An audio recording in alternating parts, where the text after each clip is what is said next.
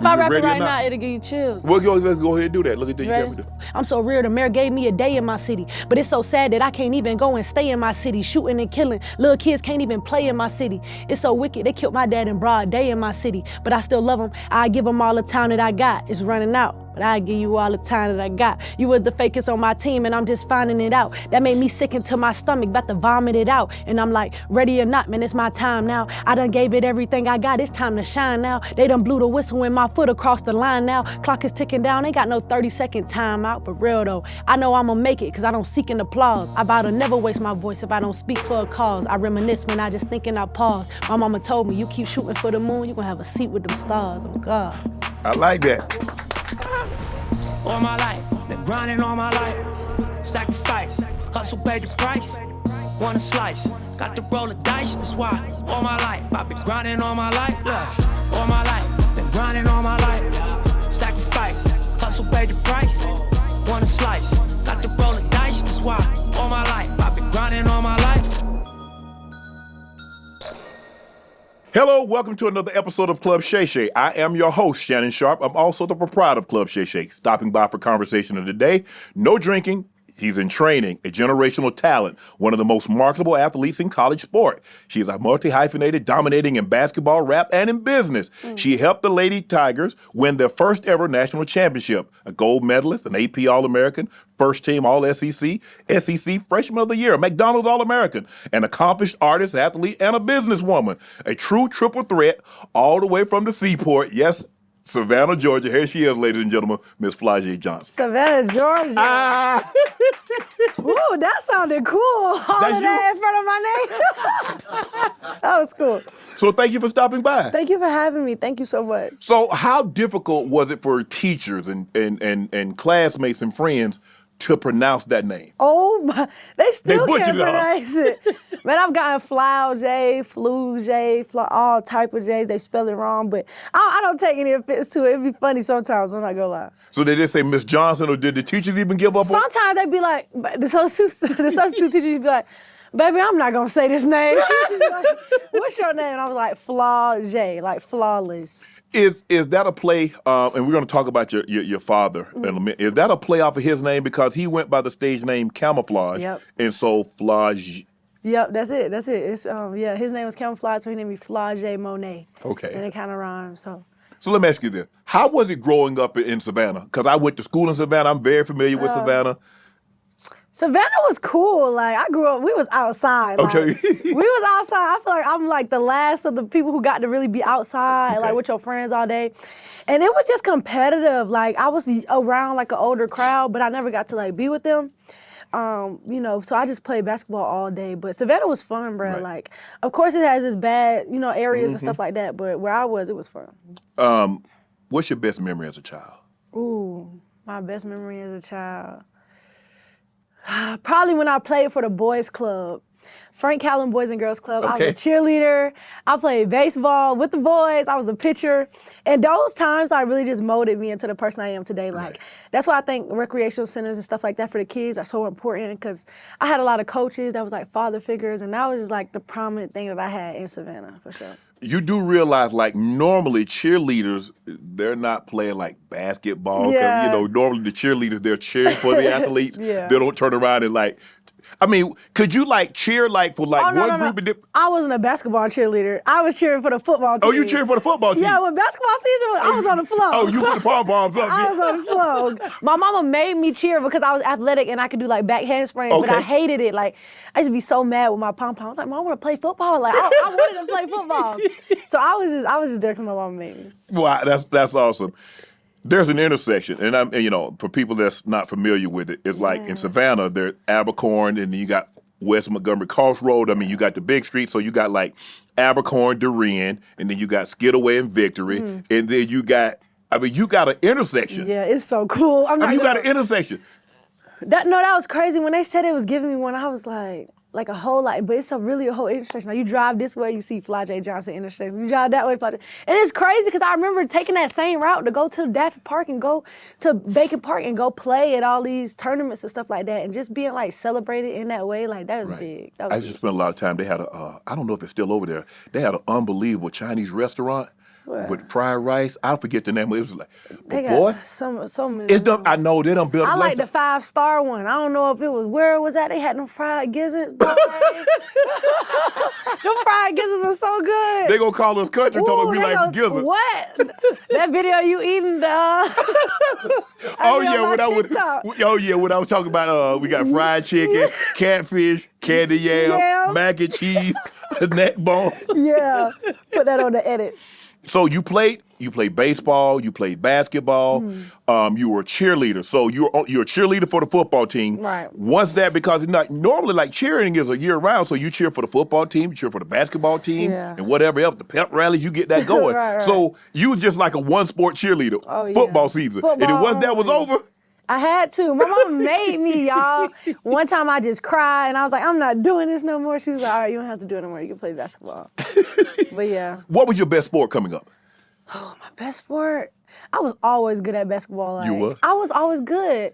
Like, did you play with the girls or you play with the guys? No, I played with the boys. Oh, I played with the guys. Because it wasn't a girls' team at that point. You know, this was back then. So it was only boys. And I grew up like, I remember my teammate Monte, Ken, all those guys. I used to play with them at the Boys and Girls Club. Right. I was the only girl, though. Do you think that's what helped you become the player that you became? Because normally guys mature as far physically a lot sooner than women. And you had to, because you wanted to compete. You wanted to get chosen. You wanted to be out there on the court. So you couldn't be like a liability. Right. No, and it was never that. And I had a chip on my shoulder. Shout out my coach, Reese. He was like a father figure to me. Like, I would cry. He would treat me like the guys. Like, you know what I'm saying? Yeah. Like, it wasn't you a girl. If you gonna put these shorts on, you gonna play. And he held me accountable and he pushed me. And it made me like, I'm gonna beat all these boys. Like, I'm gonna be better than all of y'all. And I just really went. That's how I went, like, for real. But he held me accountable and he didn't let me cut corners. If I had to run the whole sprint like everybody, the football field, all of that. Like, he held me accountable, so I got really good. Like, I got really good. If you could have played football, what position were you gonna play? So I'm play quarterback. You know what I'm saying? No, I'm just saying. You want the glamour position. Cover girl. Like this. I thought a mean spiral, though. That's why. Right. I couldn't do wide receiver because, like, bro, wide receivers, like, they're too athletic. DBs, that's the hardest position in the world. So I just know my role. What about a running back? Oh, no, I'm not going through this. I'm going through. It's 300-pounders. They're not going to be laying on me. No. But I love football, though. I love football. So when you was playing against the guys, did you beat them? Oh yeah, like this was serious. Like I had smoke for them. I was literally like, I think I was like one of the best on my team. Like they knew it was up. I was really good. But it made me better when I played against the girls. Like it was like nothing, it was cake. Just cause my pace, I think. You know, it was so fast. Right. So yeah, I was good though. They know what's up. All my boys on the boys club, y'all know what's up. Now you know they tell the story. She ain't beat me. I wasn't one of the guys. They know. There was I think it was, I don't know what Asia Wilson was on, and they were asking her, could she beat an NBA player? I think it was Josh Hart, and she said she could beat.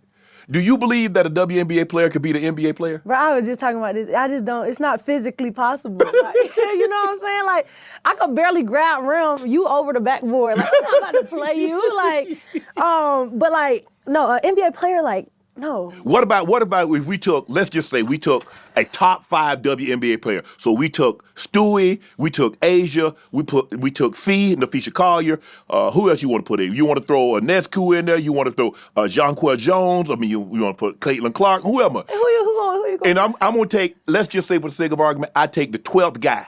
Not obviously KD, LeBron, Luka, that ain't happening. Right. But I'm saying we're going to take the 12th, 13th, or 14th guy. He don't get in but like 2 minutes left in the game when they up by 25 or they down by 25. Could they beat one of them? Bro, it just depends on the metrics, bro. Honestly, it depends. No, we got to play. It ain't no handicap. It's straight up basketball. Them guys can dunk. Them guys are all Americans. You know how hard it is to get in the NBA? Like, I do understand. Literally, I got a new appreciation for summer league. Cause I'm like, all of these guys are playing for like 1 or 2 spots. Correct. And these guys booming. They 7-footers, bro. I can't get in that argument because I know I can't. I tell you that. Like, you 6'8" in the point guard. What am I about to do? I'm 5'10", almost 5'11". Right. No. But if you could, let me ask you a question. You say you like to play when you were growing up. You played against the guys. Yeah. Would you like to train with NBA players? Oh yes. Oh my gosh.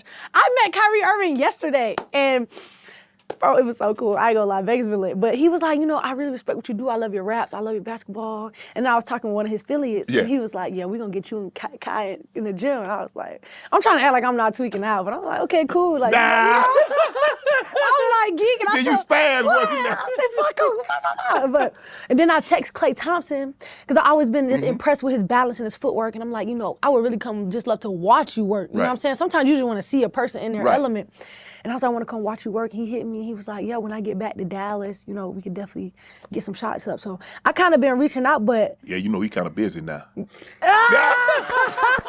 I don't know, when you get back, okay. Yeah. But no, like, it's so cool, like, being respected by my peers. Yes, You know what I'm saying? Because it's like, I just want to learn, bro. Like, especially in basketball, I just want to learn. Like, I just want to sit around you and try to, what's your routine? Like, asking questions like that. So it's super cool. Because, you do realize, like, okay, you going back to college, but, this is going to be your last year of college, and now you go to the WNBA. Yeah. That's a real job. Yeah. Ain't no more study hall. Yeah. Ain't no more child hall. Ain't no more workouts. You're a grown woman now, but I'm saying you grown, you own your own, you got to get your own housing, you got to get to and from practice, you have to develop a routine. Right. And, to get a head started, like, oh, guys, let me ask you a question. So what time is practice? If we have practice at this time, what do I do? What do I eat? Right. And then I go to practice. Then what do y'all do after practice? Is that some of the information that you're trying to find out? Absolutely. But, I'm going to excel in that category because I've been on a 5 a.m. routine since high school. Wow. Yeah, I've been disciplined since high school. Okay. I first started getting on the circuit at 10th grade, so I told myself I'm going to become a McDonald's All-American. I did 4 workouts a day for 2 years straight and became McDonald's All-American. So like my routine is there. It's the little stuff that you don't know that you'll only know from experience. Correct. You know what I'm saying? I feel like I'm going to excel in the WNBA because I ain't got too many stipulations on me. In college, it's a lot you got to abide by and all of that. If you telling me I could get my work in how I do per usual, 5 to 10, and I've got my lifting. And I got the rest of the day. But how do you budget that time? Because that's the thing. There's so much free time. Yeah. Because, in college, you get your workout in. I don't know if you guys practice in the morning or the evening. Yeah. Okay, you get your workout in. Now you got study hall. Now you got weight training. Now you got all this other stuff. Right. Whereas in the WNBA or being a professional, you get your work in, you done. Yes. What do you do with all that idle time? Ooh, I run businesses. I'm a rapper. I be in the studio. I mentor. Like, I do a lot of stuff with my time. Right. I don't waste my time. Like, I'm an executioner. That's why I like to call myself. Like, I get a plan, I get an idea, I execute. I just got it tatted. Like, I execute. So I really don't play with my time. And I'm going to show you my notebook. Like, I got time stamps all day, like when I'm doing this time, like time blocks.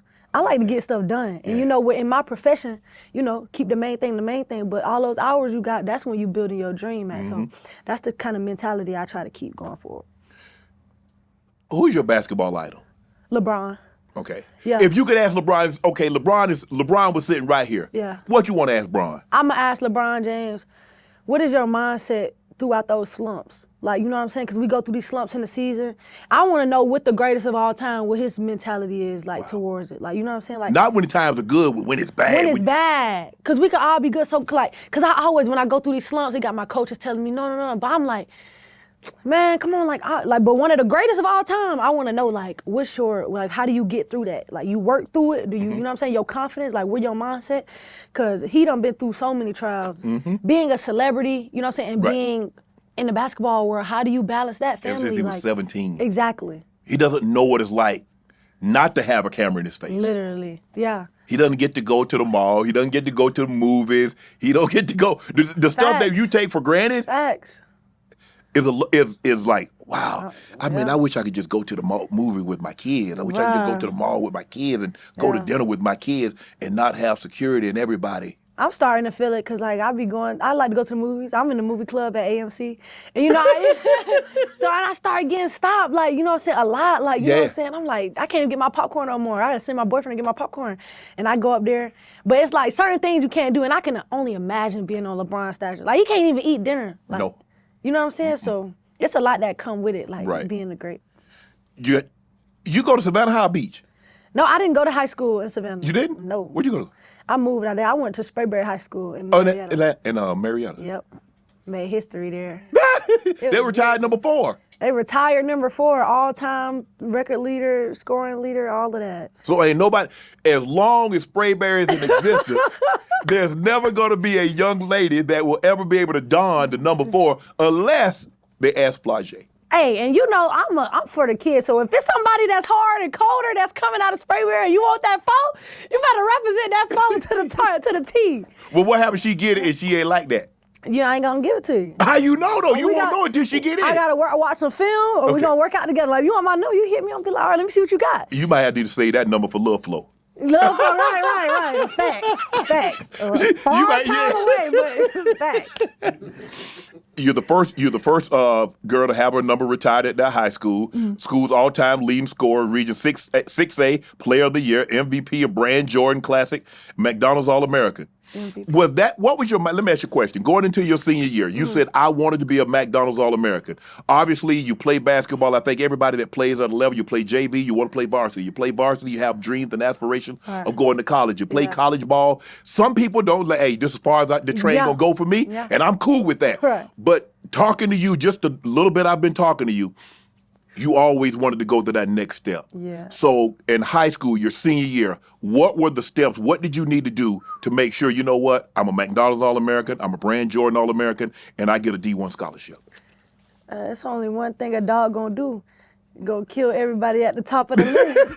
That's the only way I know how to come out. Right. I gotta go get Big Dog if I say I'm Big Dog. So everybody in my class, like, I had a screenshot on my phone, and I'm just like, yep, got you.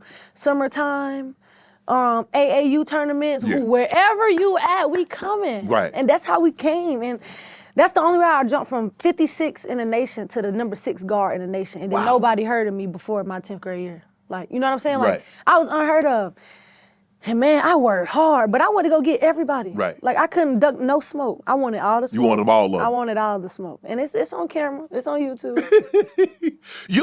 You played in the Iverson Classic. Yep. But you're the only young lady. Only girl. Yeah, shout out Raven from South Carolina. She did it. And Raven Johnson. And then I did it. Right. And so it was super cool. I'm not gonna lie. That's crazy because I seen AI last night. I was like, bro, I played in your classic. He's like, I know you. I'm like, I'm just letting you know.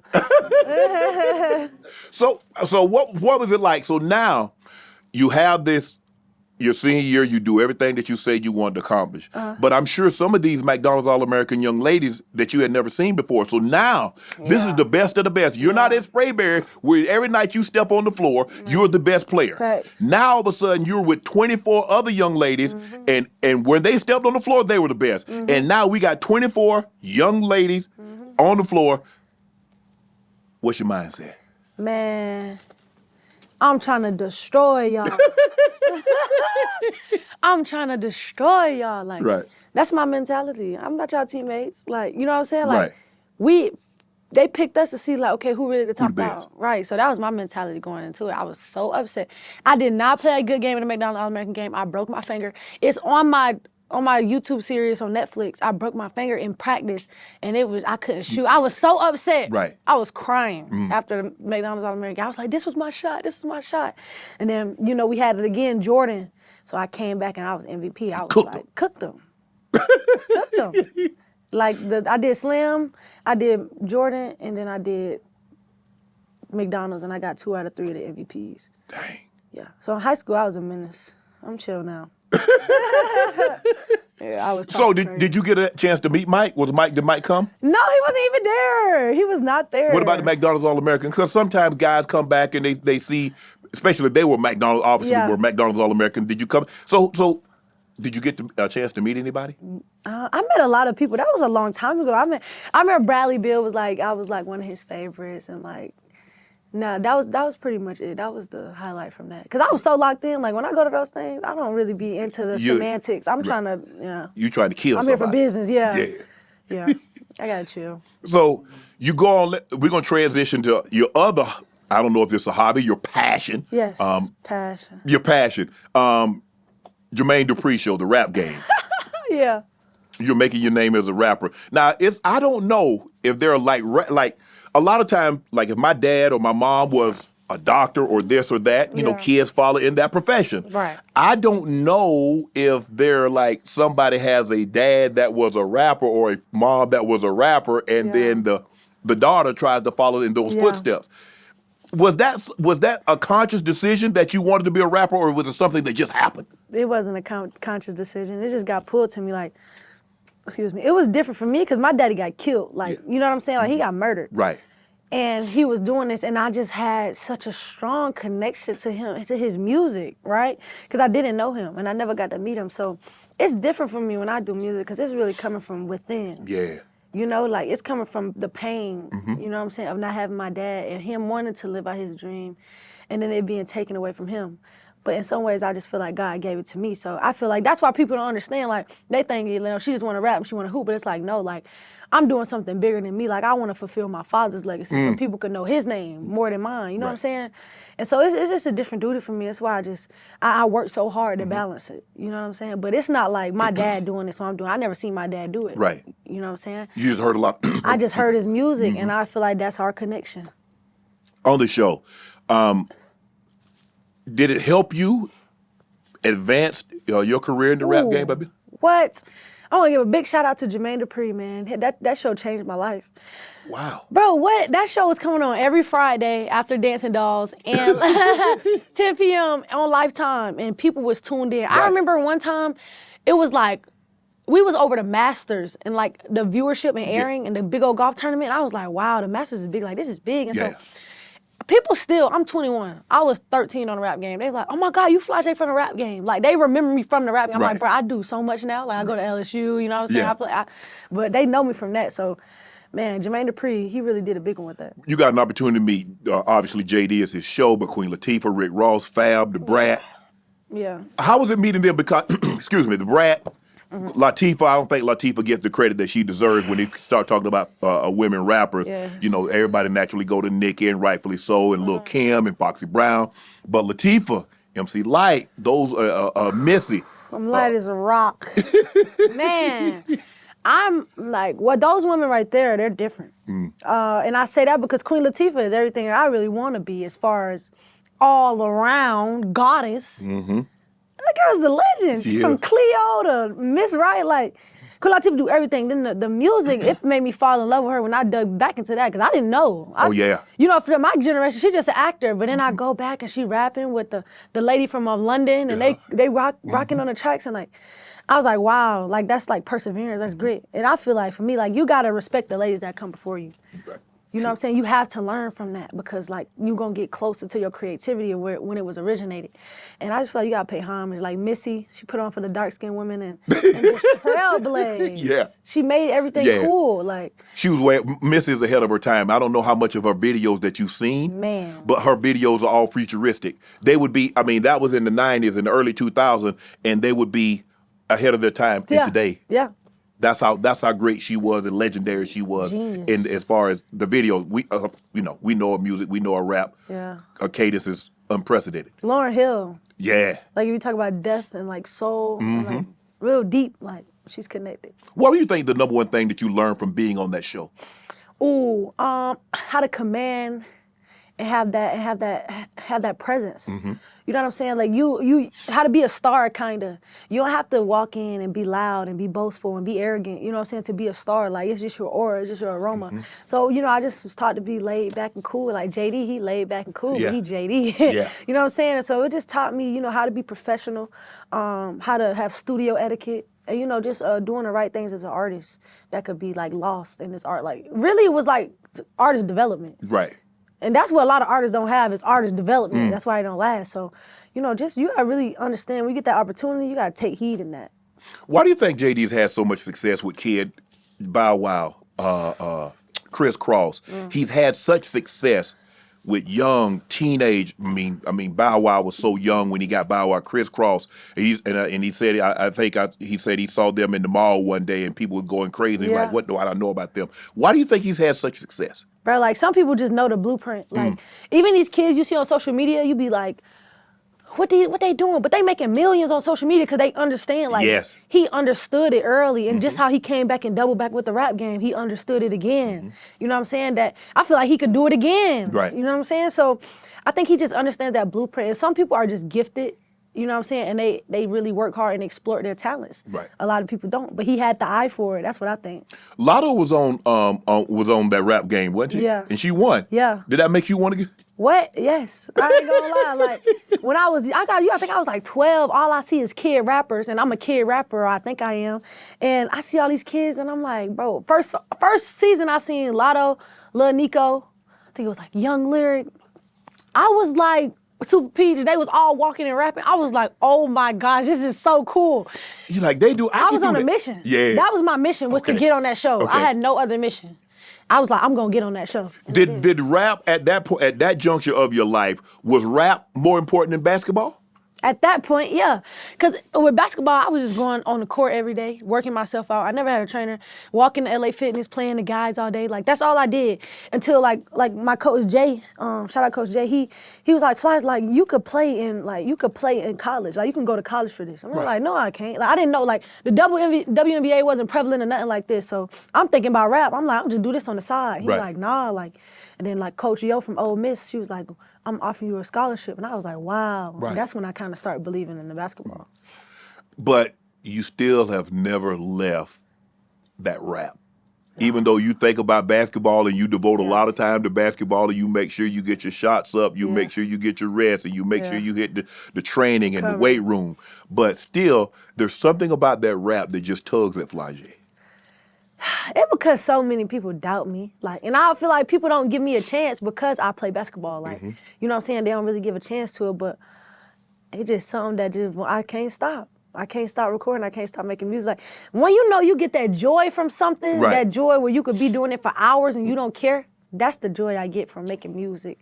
And that's the same joy I get from being in a workout. Right. So it's like, I know I'm supposed to be doing this. I can't put it down. Well, you're unique in that way because it's not like Nicki has another hobby that she's probably just as passionate about or she's just as good at as rap. Yeah. You happen to be an athlete that can dribble the basketball, can shoot, can put the ball in the hoop at an elite level, but you also equally abreast at getting on the mic and flowing. Yeah. Yeah, Nicki Minaj, don't come get me, the barbs. But not like that set me apart. Yes. You know what I'm saying? That's what You like that. I love that. That's you my like advantage. Being unique. You like being unique. I'm different. That's what I'm saying. I'm one of one. I got that energy, you know, like, but that's everybody got that. You know what I'm saying? I feel like everybody got that gift. I just understood mine. I had a mom that was like, no, you gonna do this. And if you gonna do it, we gonna do it. Oh, okay. Yeah, that was Mom Dukes. Okay. But she was like, that make Flau'jae different. Like, Flau'jae just different. And I was like, Mom, you right. Like, nobody doing this. Women rappers, if you could kill, if you're like, you got your choice, I'm gonna give you 4. You only get 4. Past or present, that you could collab with. Who you jumping on the mic with? I gotta go Missy. Just got to. Got to. I gotta go Nicki. Like, Nicki ran rap as long as I was alive till I got old. Yeah. You gotta go Nicki. Ooh. Whew. It's from the young age. You got Flo Milli, you got Glorilla, you got Meg, you got Latto, you got Ice Spice, you got Sexy Red. We ain't even mentioned Lil Kim and Foxy Brown, and, you know. I'm gonna go Meg and I'm gonna go Cardi. Okay. Yeah. Because, let me tell you why, all of them different. Yes, very. Nicki, she ran the game. Lauryn Hill, Queen. Meg and Cardi, I feel like Cardi came up different. Like, I feel like Cardi really was is like the biggest female that came out in that social media era. You know, people knew Cardi B on her social before they knew her from music. And then she blew up #1 record. Like, she finally about to drop again. That's gonna be dope. And then Megan, like, I feel like she really came in and could rap. Like, you know what I'm saying? A lot of people, they can't rap, but she really can rap, so I would say those 4. Give me a Mount Rushmore. Bruh. You do really on the 4, because I've had people like, give me Mount Rushmore, and they be trying to put 5, 6 heads. I'm like, did y'all go to school? Did y'all do anything in history? Oh my God. To know there's only 4 heads on Mount Rushmore? My female rappers? Female rapper Mount Rushmore. Man, okay, I gotta go Lauren, gotta go Nicki.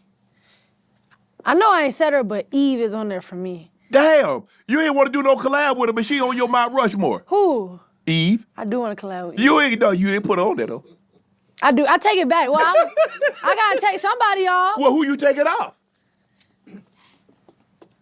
Now, I can add another head on the Mount Rushmore. I can add one more head. I love Eve, bro. Eve talk to the soul. That love is blind. Yeah. Dang. You done messed me up, bro. I don't even know no more. And Nicki, So you got Nicki, you got Lauryn Hill, you got twice. Eve. I said Nicki twice. You said Nicki, you got Nick. So we got Nicki, we got Eve, and we got Lauryn Hill. So you get one more. We gotta go Queen Latifah then. Damn. Queen Latifah's up there for sure. Okay. No doubt about it. Stop trying to trick me up. We gonna come back to it. We gonna take some of them heads off. You ask some more people. Yeah, right. I love everybody. America's Got Talent. Yes. So you get the call, you go on America's Got Talent. Yeah. What was that experience like? Oh, it was beautiful. Right? Because I already knew I'm a young black girl. Yeah. This demographic is more so, you know, like a Caucasian artist, white artist. I'm like, I love this. Like, I want everybody to listen to my music. I don't want a fan base of where it's just like, you People know, that look like you people that and- look like me, because people that don't look like you still go through similar battles in Yes. a different font. I like to Correct. say, we all live in the same life, different font. So I'm like, everybody going through something. So like, I want to connect with everybody. I want to see if my words are so powerful that I could connect with people that's not from my background and they could feel what I'm saying. And that's what I did on America's Got Talent. Went on there, told my story, wrote a song called Guns Down in honor of my father. And then the high school shooting at that time had happened in Florida. So it was like, I wrote that and man, like, they connected. And Simon Cowell came to the back of the stage and was like, yes. He's like, one day you're gonna be a superstar. It's on video, go get it. And he said, one day you're gonna be a superstar. You don't know what that did for my confidence. I walk around everything. I'm like, yeah, I'm a star. And yeah, you went back and said, y'all heard what Simon said? Y'all heard what Simon said. Yes, Simon. Not no Simon says, yes, Simon said. No, literally. But when he said that, it was over like for my confidence. Right. Because I didn't think I had it in music because America's Got Talent called me after the rap game. You see what I'm saying? That's why I be like, when you take your L, you gotta learn the lesson. And the lesson from the rap game was to get ready for America's Got Talent. Because when I lost the rap game, I was so hurt. I went up to my room, I was writing. I didn't even leave my room for about a month or two. Like I was just writing. Like I'm upstairs writing my book all day. Then America's Got Talent called, and I was prepared because I took that L, so I was ready. You know what I'm saying? And man, but my life changed after that on America's Got Talent for sure. You mentioned that when it wasn't your time in the rap game, you lost that. You said, I took my L. Yeah. But how were you, I mean, you're so young. Yeah. And that's the hardest part is dealing with disappointment. Yeah. Because we want what we want when we want it, and we cannot see past that moment. But you were mature enough to understand this isn't the end. This is only the beginning. Yes, that's why I knew I was different. You know what I'm saying? I didn't know what it was, but I knew I was different because some folks would have crumbled and was like, okay, I'm just chilling on music. But it made me mad. Like, you know what I'm saying? It made me mad. Like, I was mad at JD. You became even more driven. What? Yes, I was mad at Jermaine Dupri. You ain't gonna pick me. You know what I'm saying? But now that I look back, I'm like, you made the right decision. Right. But I'm like, bro, you ain't gonna pick me. You know who I like. It took me there. So it's how you use that adversity, though. You know, my dad always say, you know, take the diss off a disadvantage. You know what I'm saying? Right. And you can really see your future. And I just knew I was gonna be big. I didn't know how, I know why. But I was like, if I go on this stage on America's Got Talent and rap to these people and they feel me, anybody could feel me. You know what I'm saying? And you started crying. Yeah. What was it about that performance that connected with you and touched you so much that the emotions spilled out? It touched me so much because every day I was watching America's Got Talent videos, just trying to make myself cry. I don't know why. I used to just love to watch the golden buzzers and the stories. And, you know what I'm saying? I don't know why. And when I seen that confetti falling, and it was just like a realization of like, wow, your dreams can come true. You know what I'm saying? Mm-hmm. Like, your dreams can come true if you stay prepared, you persevere. Poor preparation prevents poor performance. Stay prepared, and you make it happen. And it was just it was too much for me. That's why I was crying. But it was really a realization. And then I thought I couldn't get the golden buzzer because I didn't know how the whole process worked. I had judge cuts, and a new judge came because they gave all their golden buzzers away before I performed my first song. Oh. See what I'm saying? So I'm going to the next round. I'm like, bro, I gotta make it. I ain't even got no golden buzzer. I ain't got a chance to get a golden buzzer. So when he hit that, I was like, oh, this a miracle. I was like, oh my gosh. And that's when I knew, like, I could do music. Your dad, if I'm not mistaken, I don't know your dad personally, but obviously I went to school in Savannah. I spent time in Savannah, so I know who he is. Yeah. And if I'm not mistaken, he died before you were born. Even though you did not have a personal, physical connection with him, how did that impact you growing up? Ooh, it hurt me. I ain't gonna lie. Like, because so many people knew your dad was a thing in Savannah. What? And it sucked. being reminded of that. Because everybody got a story. Man, you look just like your dad. Facts, bro. And everybody got a story, and it just hurt because it was like I never could make no stories with him. You know what I'm saying? Y'all telling me stories how he was the coolest cat. He just like you. Y'all just alike. And it's just like, what I'm gonna do with that? Right. You know what I'm saying? So I was angry. When I was a kid, I was bad. And I was angry, and I was trying to figure out why I was so angry because I didn't think it was because I was missing my father because that was the only thing I knew. That was my normal. Right. So I didn't think it would hurt me, but as I got older, I started seeing like, okay. Kids bringing the kids, their dad going to the game, watching them. Dad at the game, they dad training them. My friends telling me, my dad making me mad, he making me go to practice. I'm like, nah, I wish I could. Have a dad make me That's go. what I'm saying in my head, I wish my dad would make me go. Ooh. You know what I'm saying? Yes. But I'm making myself go. Every single day, I'm walking myself to the gym. Like, I don't have nobody, so that was irritating, I'm not gonna lie. Like, I understand the trauma coming from it, and I just feel like if my dad was here, I wouldn't have had to go through so many situations. Right. You know? Hold on. I also read that at the time, and because like I said, I knew he was holding a child when he got shot. Yeah. Yeah. Bro, okay, let me tell you. So this is how the people describe it. Nobody was really there. You know, he was at the studio, you know, and then people rolled up, broad daylight. He had the kid in his hand, and they shot him. Killed him broad daylight with the kid in his hand. And he thought the kid was his at the time, but they ended up getting like the blood work and stuff. DNA test and it wasn't. It wasn't his kid, but that's like evil, like, yeah. You know what I'm saying? Like with the child in his hand, like with the kid, the kid don't have nothing to do. Like that's when I was like, whoa, and that really hurt me to my core because it's like, bro, like I was one decision away from my life being different. That's all. And bro, it's just, growing up, it was hard. And then, you know, people knew me, so they used to talk about it and used to irk me with it, and I used to crash out. And, bro, but it was hard to go through, and I could understand. Like, if you don't have that, it started to play tricks with your mind, because it'd be like, how do I miss something I never had? So it's different.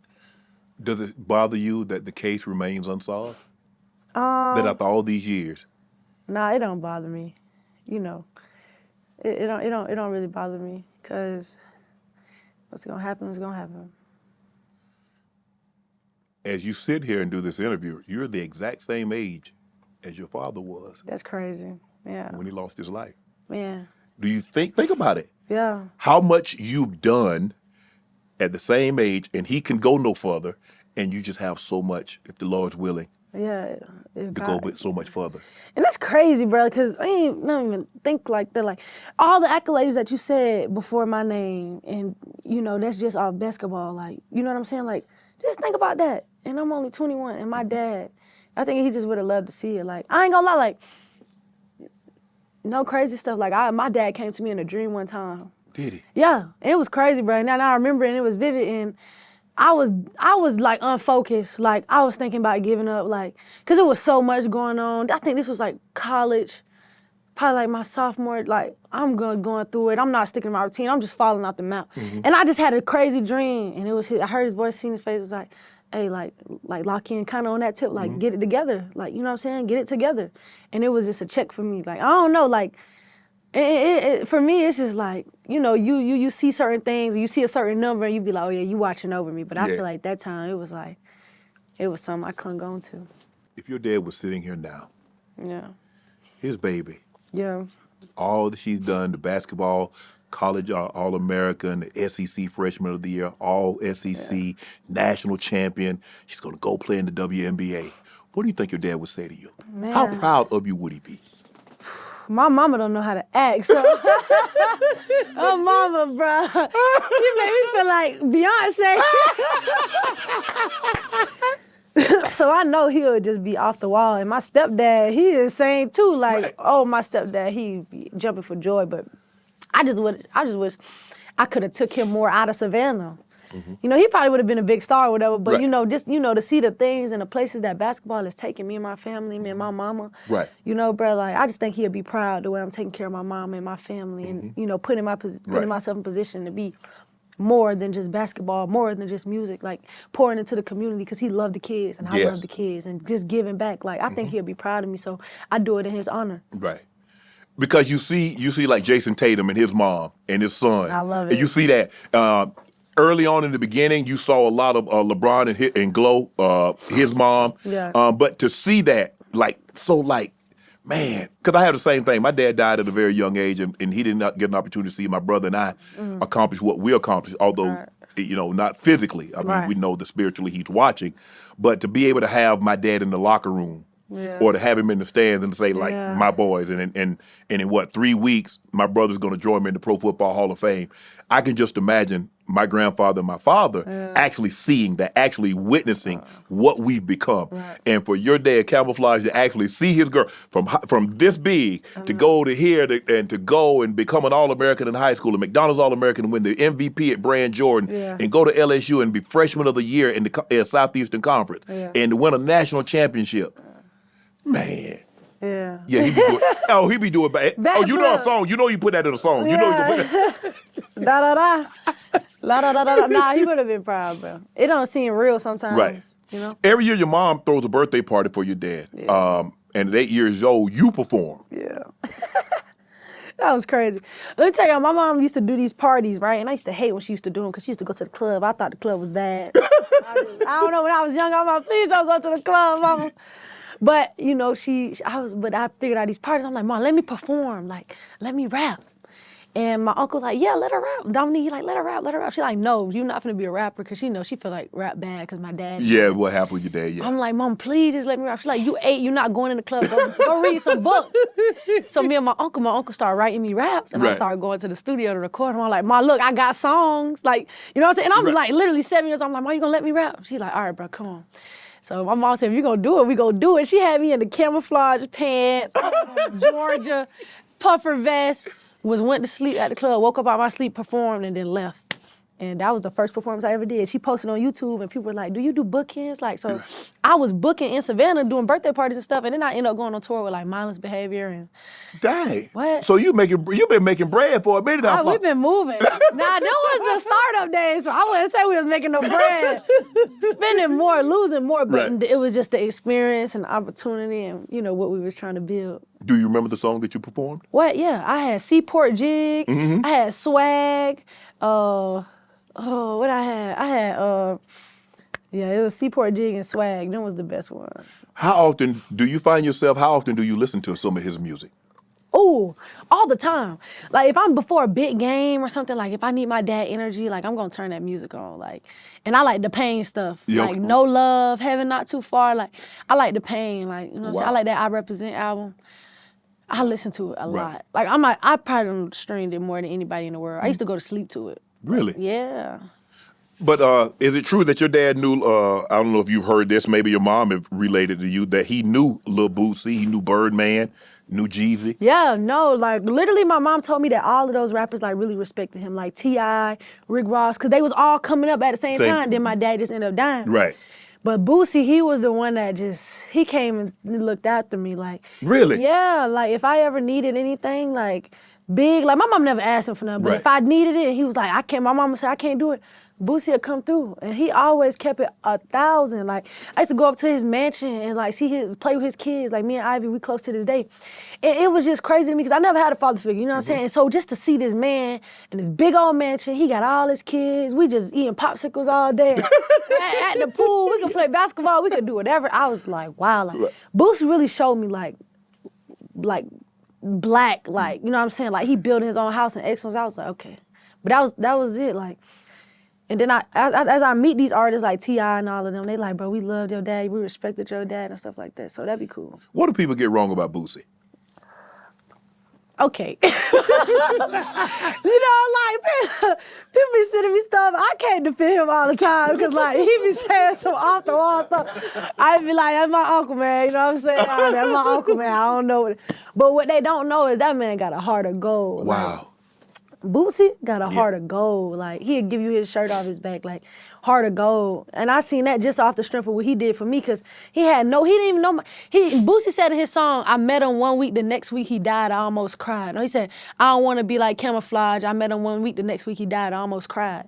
And then you ain't knew my dad for 2 weeks. You probably didn't even, you know what I'm saying? I probably, you know what I'm saying? Yeah. And you came and you showed me love and took care of me like I was your child when I was in your presence. So he always had my respect. But he is a little out the wall. I be looking at that Boosie be having me dying. Y'all ain't just see him jump on they say close the water slide. He jump on the water slide.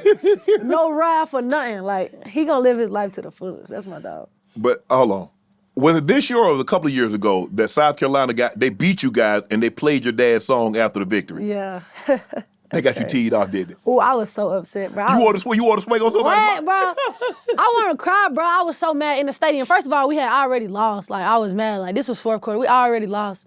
And then I was really looking on the bench. I was in that mall. I was looking for the DJ booth. Like, where's the DJ booth? Like, What you gonna go? I was on that, like, you know what I'm saying? I was upset about that. And then the next day I ended up seeing her like trolling it on social media. And so I was like, okay, I felt you was trying to be weird, but I knew you was trying to be funny. Like, you know what I'm saying? Did they apologize? I think she ended up apologizing. I don't really know. I kind of left it at that, but that was a mess. Like, you don't do nothing like that. Like, you know my dad dead. You know he a big rapper. Like, you trying to troll me in an arena full of 15,000 people for what? Like, but that was weird. That whole situation weird. Why did you pick LSU? Because at the time you picked LSU, yeah, they had some good players. Yeah. They had what? Simone Augustus went there. I think Sylvia Fowles went there. Yeah. So they had some names, but they ain't won no national championship. They weren't on the map They was not since those Simone Augustus and Sylvia Fowles. No. So they hadn't, they weren't like South Carolina on the come. Ooh. They weren't like UConn. They weren't Notre Dame or Stanford or some of these other Baylor, other prominent programs. Yeah. Why LSU?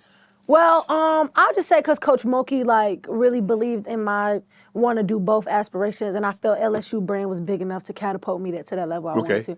I knew that you could go over to France and somebody in France gonna be like, LSU, you know what I'm saying? Yeah. So I was like, I want to be around a recognizable brand, but also Coach Mulkey was so gangster and laid it out like, you could rap. You could go to the moon as long as you back at 1:30 for practice. What you do? So I say, I could work with this lady right here. This white lady got some swag, you know what I'm saying? And she just been my dog. We've been locked in, but she really told me like, you could do both. Right. She ain't dim my light. And it's Right. crazy, because Coach Moke, she a businesswoman, but she didn't dim my light. And she was like, if you gonna play basketball, you gonna give me everything you got. But if you gonna do music, you do it. And she loved my music, you know what I'm saying? She be telling everybody, but she just respected the hustle. So it was perfect, especially with NIL. Right. But she tough. She tough. Bruh. She tough. She tough. She's tough. Boy, she And she tough. played the position. She played the guard. She was on the lady teams, the La Tech. Let me tell you why Moki tough. Because she don't play mind games with you. Like, some coaches, they want to play mind game and prove points. Coach Moki ain't going to prove no point. She going to tell you when you're wrong. Like, she going to chew you out. And then she going to be like, you ready to ball? And so, like, you got to take that, eat that, and be ready to perform because she don't take stuff personal. Right. She just want to win. Right. So, like, that's what, like, it's hard playing under her. But, bro, I think she took me to another level, though. What are some of the other schools that you could have gone to? I always shout out Coach Yo at Ole Miss. That's my dog. She was one of the first people to ever offer me, ever. D1, I think, for sure. And then Don Staley, of course. You ain't go to get Lady Gamecocks? Huh? The Lady Gamecocks been nice. When? Like, when I was getting recruited? Yeah. Yeah, they had Asia Wilson and everything, bro. Yes. You ain't want to play with Asia? That wasn't my fit. You know what I'm saying? Like, that wasn't my fit. My dream school was Georgia. Georgia ain't off? Bro, they was playing with me during recruitment. Ooh, Come on. They did me bad. They ain't recruit me for real. And I wanted to go there too. But I landed where I was supposed to be. Yeah, Yeah. for sure. Facts. Ended up winning a national championship. What was that experience like? Man, that was the craziest experience. It's just like you one of the best, like you the best in the world. You know what I'm saying? Like everything that you did from October to now, it done paid off. You was able to be mentally locked in for those long months, that long period of time. And then when it got the crunch time, you just elevated your level of play. That's different. And so it just felt beautiful. All the things that came with it, all the NIL opportunities, but all the opportunities of people to watch women basketball and the game grow. It's like, bro, people don't know we have mountains of little girls now that want to play basketball at an elite level. They do. You know what I'm saying? Like, women's sports is on the rise, and, I was just happy and grateful to be a part of that. A part of that, yeah. Yeah. Is it true that your teammates didn't want to play with you in the open gym because you was talking trash? Yeah. How you go just step on campus and just start talking reckless? I learned my lesson, bro. They literally stopped doing the runs. They was like, Flau, we don't want to play with you. Like, I was talking crazy though. Like, I was coming in, I'm on that, barking for no reason. Like, I will say now that I look back, like if a freshman came in, I'd be like, bro, what's up with her? And like, they didn't want to play with me no more. And so I was like, why nobody want to do runs no more? Folks don't want to get better. They had me in a little circle or whatever. And they was like, yeah, we just want to talk to you. Certain players was like, I could play, but they don't talk like that. You know what I'm saying? You got to chill. And I was like, bro, if y'all had a problem, y'all could have just told me on the fly and I would have shut up. Like, you know what I'm saying? But this how I play. Like, this how we pop it. But yeah, they didn't want to play with me. They didn't want to play with me. I was a bad little freshman. But because your teammate, you and Angel came in together, or was she a year older? I was a freshman. She was a She sophomore. transferred in. Yeah, I think she was a junior or a sophomore. So she transferred in. And y'all, she was a part of that. So how did you guys make each other better? She was a big part of it. Well, I just think, like, she's just like a dog. Like when you play with somebody like that make that game easier. Mm-hmm.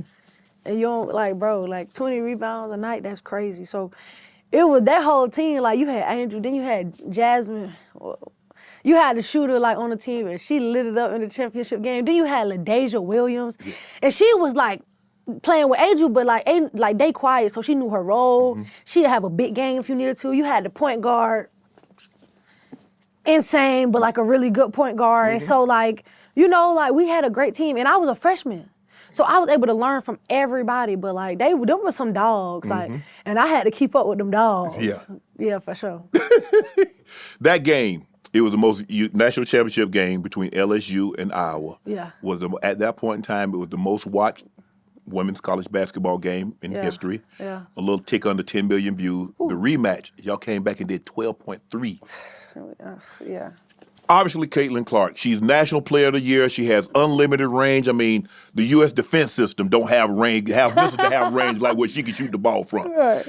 You understood this, Simon. Eyeballs were going to be watching. Yeah. You know this. Yeah. Losing was not going to be an option in this game, right? Yeah. So what's going through Flau'jae's mind? This is a national championship, a moment that you dreamed and waited a lifetime for. Bro, I'm like, we finna hoop. Like, I knew, like, during the national championship game, I'm like, Caitlin not finna beat us. Like, you know what I'm saying? Like, I'm not her. I mean, Caitlin could beat us. Her other teammates ain't finna beat us. Right. Like, you know so what I'm saying? So y'all say, you get yours, Caitlin, but y'all other folks, y'all ain't get nothing. Caitlin, go for 50. Like, you know what I'm saying? That was like the mindset, but we gotta, like, you know what I'm saying? Play these other, because she make her teammates better. Right. It was, bro. Yes. Yes. So how was it?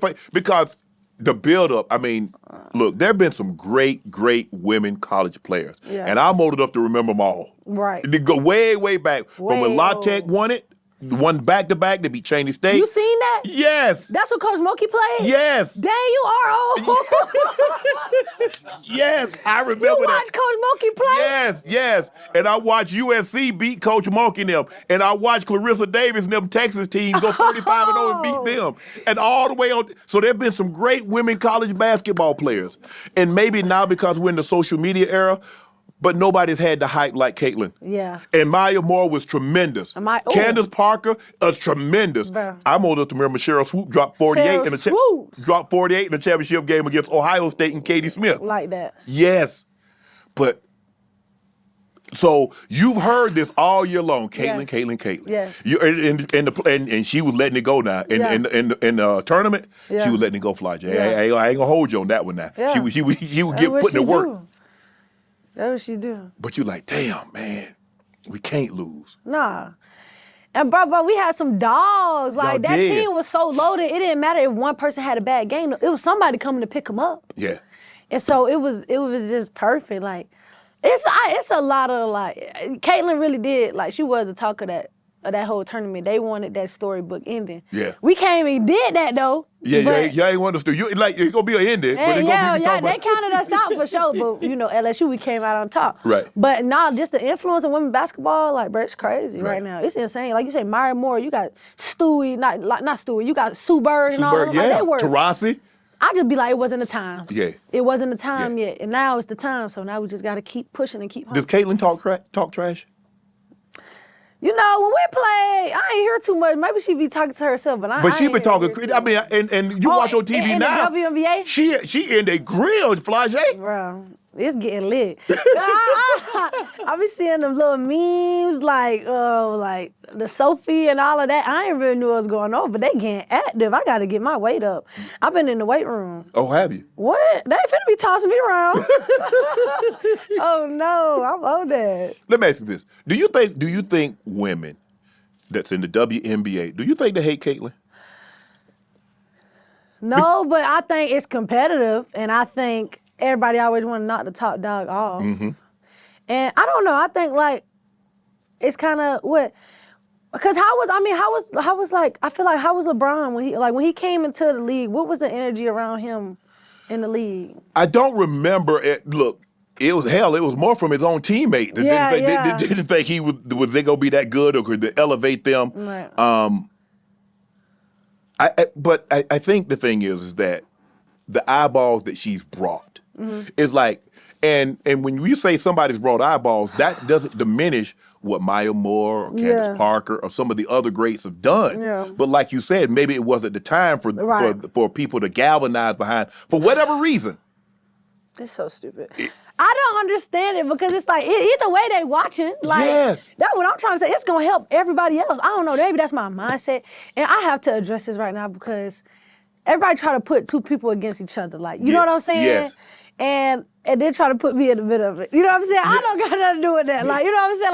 Like, you could be like, this is the thing, like you can be friends with people that you play against or that you don't like. We are all like, you know what I'm saying? So, but it's weird like in the WNBA right now because you can't be a fan of somebody and like somebody and be, like, you know what I'm saying? You got to choose one or the other. Yeah. It's like I can't. If I like Caitlyn, I gotta hate Angel. Yeah, I think that's so stupid. If I like Angel, I gotta hate Caitlyn. I think that's so stupid. Bro, you gotta appreciate both greatness. Right. Like they're both breaking records. Like Caitlyn ain't having the best season this year, but they're both breaking records. They both all-stars. So like I hate being in the mix of that because I really like both of them. I respect Caitlyn Clark. Love Angel. We won a natty together. But I had to say that because bro, it's like you can't be a fan of one if you hate the like you gotta hate the other. Like no, they want you to pick a celebration. I just love greatness, bro. Now it seems to all started from I think when Iowa they were beating Louisville or they beat Louisville and she did this.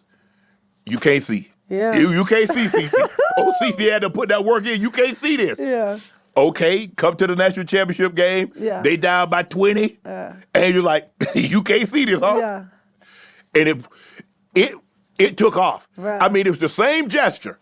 It was the exact same gesture that Caitlyn had done 2 nights earlier. Yeah. And then when Angel did it, all hell broke loose. Yeah, but man, when she did it, bing, bing, bong. That is when women's sports went like, oh my gosh.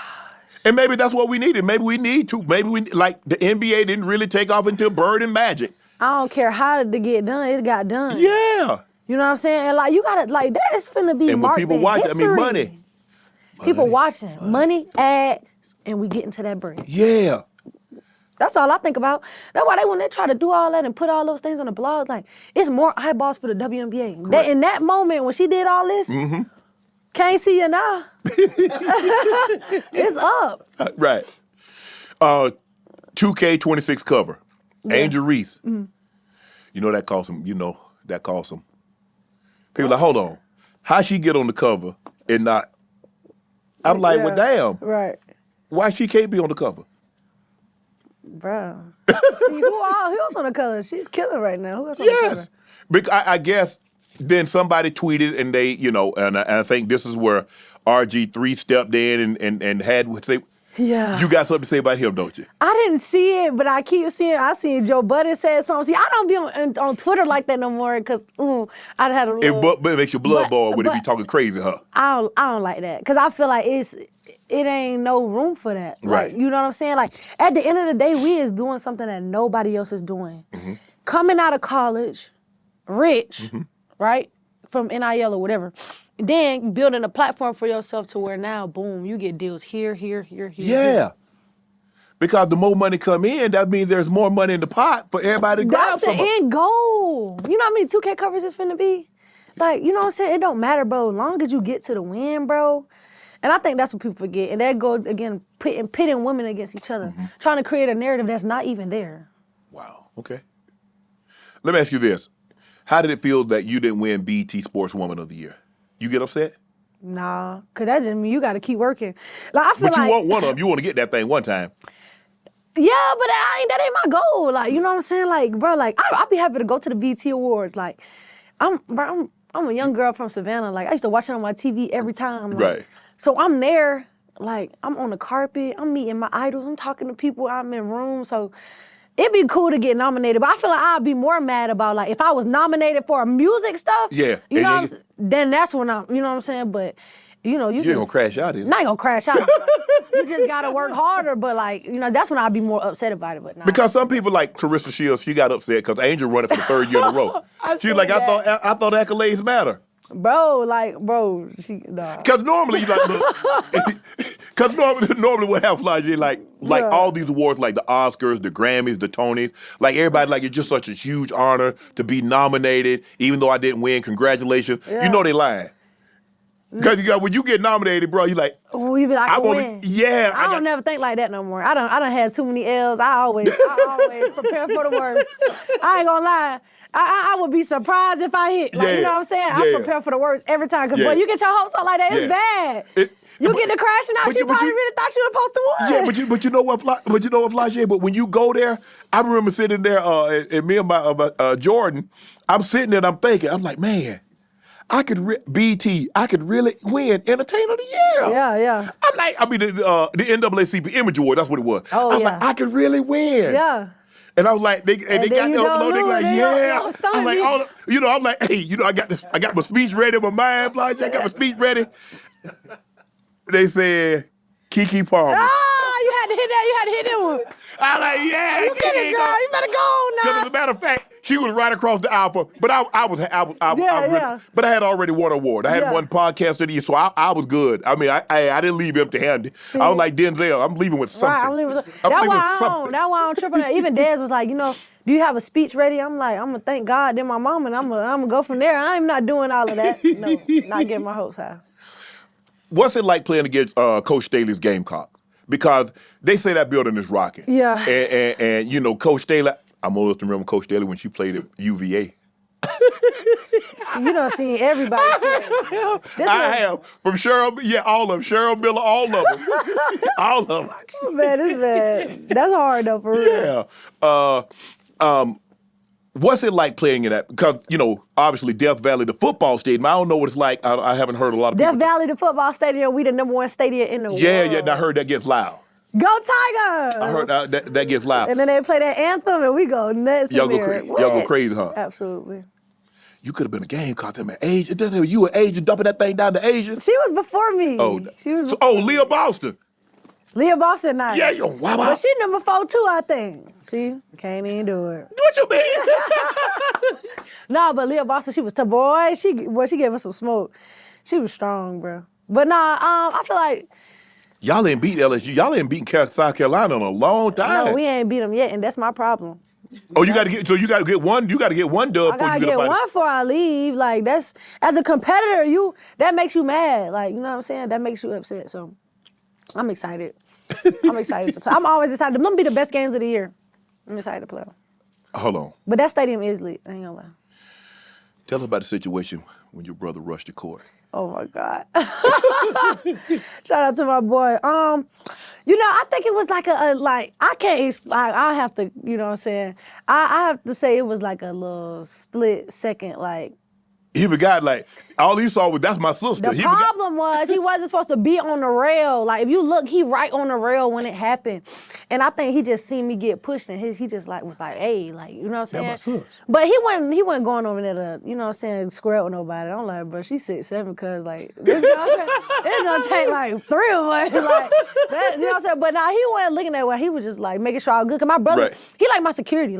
Even when I'm out, he always on alert. So I think he was just too close, and he jumped over that thing. I didn't even know he was on the court.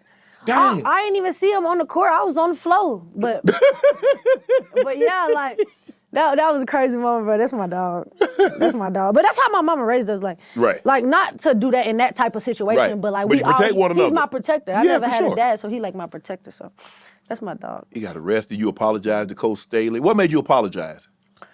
Just because I know that's not what I'm about, and that's Right. not what he's about. He ain't that type of person. I knew he wasn't trying to harm nobody, but it was. But you want to make sure ain't nobody harm my sister harm either. my sister, right? And so that's just for me, just being like, I apologize for this and that.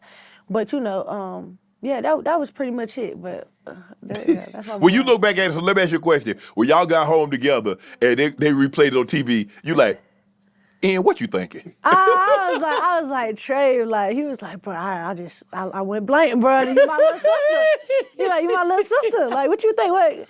I was like, yeah, I would have been out there. Right. All right, this your senior year. Yeah. Why you come back? Oh man, a lot. Because you were cooking that last game that y'all ended up winning. I mean, losing. You were cooking. You dropped like 20. That was like a career high, wasn't it? Yeah, 28. I don't think it was. Yeah. I was like, damn, Flau'jae. I said, what? I was like, who is this? Bruh, somebody I should have been a long time ago. Yeah, somebody I should have been a long time ago, but it's just about learning the game. And it was like, I hated to go out on that loss, but I love to go out on like, knowing like, Flau'jae, like you got that mentality that you could take over. Yes, So you gotta do yes. it, like you can't turn it off. You know what I'm saying? You gotta figure out how to be the overall basketball player. You gotta figure out how to score. You gotta figure out how to get your teammates to go out. You gotta stop the other team best player too. Yeah, like you defend. just gotta figure it out. You don't got no choice. So that was the game where I was like, I learned how to tap into that thing. What are your expectations for this season? Man, national championship. I've been so close. Elite. National championship my first year. Elite 8. Elite 8 again. Like, I'm sick of the Elite 8. Like, you know what I'm saying? Like, I'm over it. You do realize, like, when you have success early, you take it for granted. boy. You think it's just easy. You think, well, man, I'm a freshman and we done won the Natty. You're like, oh, man, I'm get me about 2 or 3 of these things. And then I learned, like, it's not about you. It's about who is around you. It's about your supporting cast. It's about their mentality. So I had to start, okay, if I'm going to be the leader, how am I going to lead? And that's my mindset going into this year. Like, my teammates, like, they'll see a whole nother version of me next year. Like, how do I want to lead? Because how do I want my soldiers standing beside me to be like? You know what I'm saying? So you set that standard. So I definitely want to win a national championship, and I want to be in consideration for the number 1 pick, because I feel like I've been working hard. Every year you see I'm going up in every category. Right. I become more skilled. My playmaking is developed at an all-time high, and I'm ready to showcase that because I've been working. I'm going to keep working, Right. but when November comes and it's going to be time to showcase that, I'm going to be ready. Well, LSU's had some Player of the Year. Simone Augustus, I think, was SEC Player of the Year. Right. You want that trophy on your mantle? Man, I got all the other ones. I got freshman of the year, I got second team, now I got first team. So if that's what it come to, that's what It's probably going to take that for you to be, you want to be the number 1 overall pick in the WNBA. You probably have to get that done. But I ain't really worried about that. I'm trying to go national. Like, I'm not. You want to be the Wooden? Yeah, You want to be the Wade on winner? those watch list. Oh, okay. So My bad.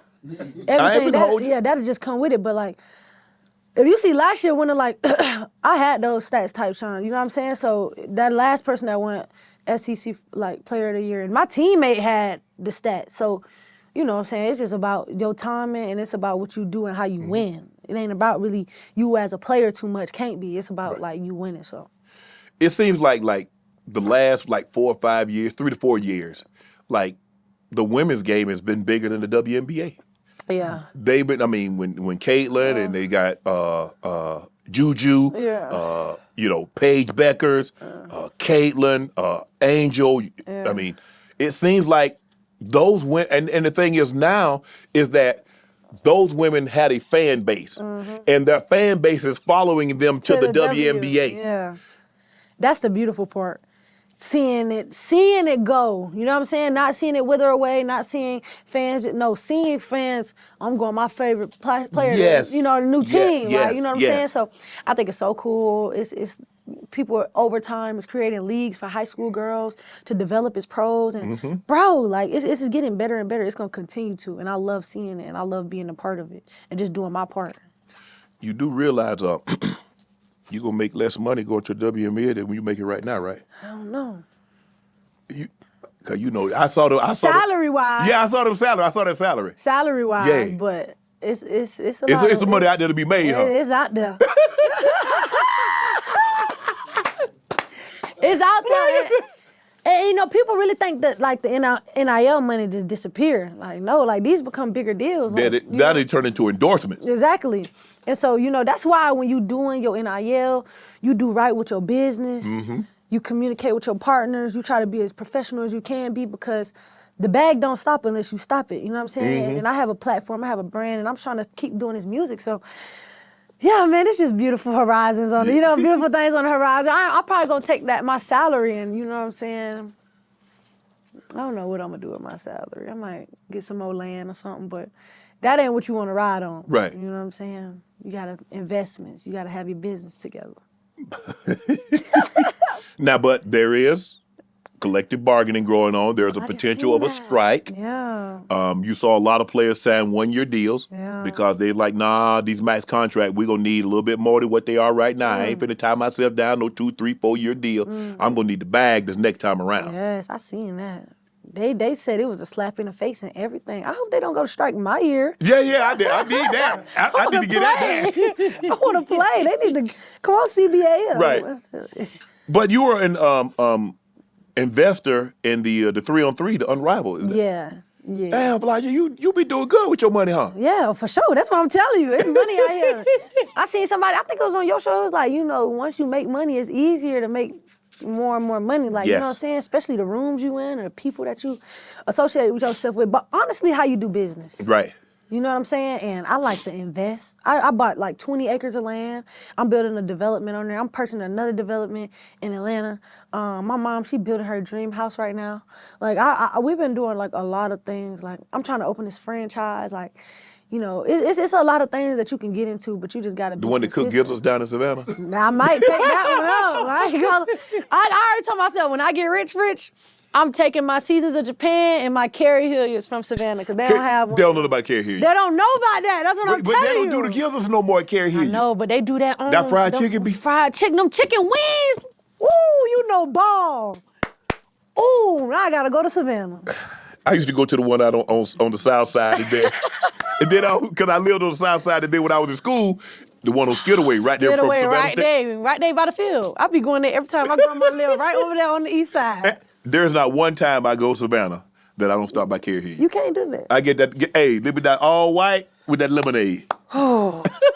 But I went back, I didn't know they had done away with the gizzards. They said, I'm sorry, Mr. Sharpe, we don't have the they gizzards. over with them. But them gizzards were fire. Carrie Hilliard's that thing. I'm gonna give me one. Yeah, you might need, I don't know, because I haven't seen them anywhere outside of Hilton Head in Savannah. Literally, there's literally none. Like, I don't go anywhere and see a Carrie Hilliard. I saw you train with Paige one-on-one. Yeah. Whew. Paige give you some work, good work. Yes. Oh my God, that's why I like to see people work. Like, cause I'm training with her. I'm like, I'm bending down. I'm like, hold up now, and she's standing up. She not tired. We do a 3-point shooting contest, and it's like, you gotta make this under a minute. And I mean, she's letting them go. Midway through, I'm feeling my arms go out. I was like, oh yeah, no, I gotta change it up. Yeah. I gotta change it up. You got a trainer? Yeah, I got a new trainer. I Yeah. met him. It changed my life. We train every day in New Orleans, Slidell, fast basketball. And bro, the level of my training has went up, but when I went on Paige, I was like, oh yeah, I gotta train different. Cause like her pace, her tempo, attention to detail, I was like, wow, she different. You seem to be a student of the game. You see that areas that I'm deficient in, I need to pick up this. Yes. And now I see why she was Player of the Year. Now I see why she won a national championship. Why I see why she was the #1 overall draft pick. Exactly. Because the areas in that I'm deficient, I need to be stronger here. See, and that's why as an athlete, you always have to have a learning mind. Like, you can't be too high up. Like, I could have been like, yeah, I got clout. Like, you know what I'm saying? I'm good too. Mm-hmm. But nah, I'm like, no, I'm trying to learn. Cause I learned that in the rap game. It was people in the house that rap better than me, that perform better than me. So get what I did? I took this, I took that, and I put it in me. You know what I'm saying? So that's what I'm gonna do from all people that I work with, even my peers. Hey, you mentioned Caitlyn in a rap. Yeah. Why you what made you do that? Cause that was hard, and it came to my mind. Double C on my jacket like Caitlin Clark, double C on my jacket, the Chanel one, like Caitlin Clark. I was like, when I did it, I was like, dang, bro, like, because no, the thing is, Kaylin told me, like, when you gonna put my name in a song? And I was like, bro, I got you. That was like a year ago. And then I ended up doing it, and I didn't even tell her. I just posted it. She was like, oh, this hard. That was fine. I was like, yeah. Even though it seems to me you lost to her the next time around in the Elite Eight. Yeah. But it seems like you have the utmost respect for Caitlin. Yeah, I do. I have respect for Kaylin because she is like the biggest doing it. Like, you know what I'm saying? When somebody like that in your field, you got to study them. Like, you know what I'm saying? You got to see, why are you like that? Like, what are your habits? And, you know, we end up being competitors, but, you know, she was cool. And I asked her questions, and she'd be like, yeah, this is why I do this. This is how I work. Like, you know what I'm saying? So she real genuine. But I like I told you, I like to learn from everybody. Right. She got to, so I'm like, you know, like, how your feet do? You been like, practicing them threes? Have I? Because I saw that game with it, you know, look, like y'all was behind, y'all trying to make a comeback. You just coming down the court. You wasn't even thinking about it. You just, and that's my problem. Thinking about it. I gotta let it go. I gotta let it go. That's what I'm saying. Like, I'm telling you, I know who I am. Not like, is Coach Moki gonna be okay with that? oh, I ain't gonna let it go crazy because I got. You know what I'm saying? Because you know, CC be letting that thing go. No, for not like that. I ain't going Caitlin Clark. I ain't shooting 100 a game, but like, you know, I got some dogs with me, so now like I could create for them. Like, I want to show people I could create. Right. You know, I got Michaela Williams, got Malaysian for a while. You keep talking about the game called transfer. Okay, yeah. So you know what I'm saying? I got some dogs on the court with me. Kate Koval in the post. My like, we know freshmen coming. So I got some dogs. So it ain't a me show. That's what I don't want people to get that misconstrued. Like, I'm going to win a national championship. Right. You know what I'm saying? Like, I want to win. So I'm trying to do whatever. Wow, I like that. Juju, obviously, here's another one that seemed like she was going to be the next. I mean, Caitlin was doing Caitlin, and then here she is. She steps in. She wins Player of the Year. Yeah. She suffers the knee injury. Yeah. That's You studied her game? You watch Juju? I didn't study her, but you always knew her because she was always like one of the top kids in basketball. That's one of the kids that I played in high school when I told you when I went on my little tear. And you gave her some work? Oh yeah, for sure. In high school? Yeah. Oh man, that was great. Yeah, I dropped by 20, and I was guarding the whole game. But nah, Juju, bro, like she had a perfect situation. You know what I'm saying? And she's good. Yeah. You know what I'm saying? It was just hard to watch that injury. It was one of them games when you ain't even want to watch the game no more. Like Tyrese one, like, you know what I'm saying? Like, you don't want to watch it no more. So, but I just love that she's the face, you know, over there in the Cali. Like, you know what I'm saying? She really putting on, like, for USC, you know what I'm saying, the whole, but she doing her big one. Buying land. Yes. You bought 20 acres. What made you buy land? What you gonna put on that land? Man, I got a development coming, so I'm really excited about that. But, man, what made me decided, I kind of just was like, Mama, I think we should buy some land. Like, you know, I don't know how people get rich and blow all their money, but I started looking at my money, and I'm like, oh, no, Mom, we gotta invest in this. Like, you know what I'm saying? Like, you know, so she like, yeah, like, let's start. And she, you know, got connected with some people, but that was like my mom really pushing through. I always tell Mom, I want to do this, I want to do that, I want to give back, but she makes sure that I follow through because I'm working every day. But my mama, man, she the brains behind it. What have you learned about money? Because you said now that, you know, you are who you are. You're an elite ladies basketball, collegiate basketball player. You have NIL. Yeah. You have, you're a rapper and you do your gigs. So what have Flau'jae learned most about money? Man, money brings good and bad attention. Man, I feel like they be like the money change you, but it don't really change you. Like it really change a lot of the people how they view you. You know what I'm saying? And I'm starting to learn it because I'm such a giver. Yes. I'm such a giver. And there are so many takers. My mom had to monitor my accounts, like stop paying. She cut my checks in half, like, cause she paid me, you know, through my business and whatever. She cut my checks in half. She's like, you giving away this money, I know you are. She had to get off on everybody, like, don't call Flau'jae through the season and all of this. And it's just like, I learned that people don't have no limits on like what they need, like, you know what I'm saying? That's why you have to put limits on what you give because takers will never put limit on what they take. Yeah. So you have to be that stopgap. You have to be that roadblock. This is it. It's hard to say no too. But I be thinking like, bro, nobody ran these miles with me. Nobody was in here 4 hours a day. But it's hard, bro. It's hard, for real, because you feel like guilt a little bit. Mm-hmm. You ever feel like guilt for making it, like, you know what I'm saying? Like, Yeah, you do. I mean, I think that you said you were the one that ran the miles. I think the thing is that, like, for me, obviously, and then you start thinking like, okay, we're in a very similar situation. There are young ladies that went to the same high school, that had the same opportunity. Did they do what I do? Did they get up? Were they disciplined? Did they deny themselves? Did they, were they as dedicated as I was? Right. Like, I mean, obviously, each situation is different. Someone might have had that exact same situation, was just as disciplined, just as motivated, just as determined, but they didn't have Dominique. You just dropped a bar. Me, there are guys that had the same situation, but they didn't have a Mary Porter. So now, but you still have to, like, okay, I want to help people, but I can't save the world even one person at a time. Can't. Bro, literally, that's why I be saying I just want to do better and try to be the best human I could be. And when I have kids and I start my family, raise my kids to be better, because that's just going to have an effect on more people. And that's the only thing you can do, is just try to raise good kids and have them pour into the world. You know what, Flau'jae? I can honestly say this. You might be the first athlete that I've heard say, I want family, I want kids. Oh, yes. Yes. I think I'm the only one. I think you might be the first one I've heard say that. What? I'm not going to be playing basketball forever. No, I'm trying to be... You trying to be 30, a mom? You trying to be big and pregnant and have my lineage.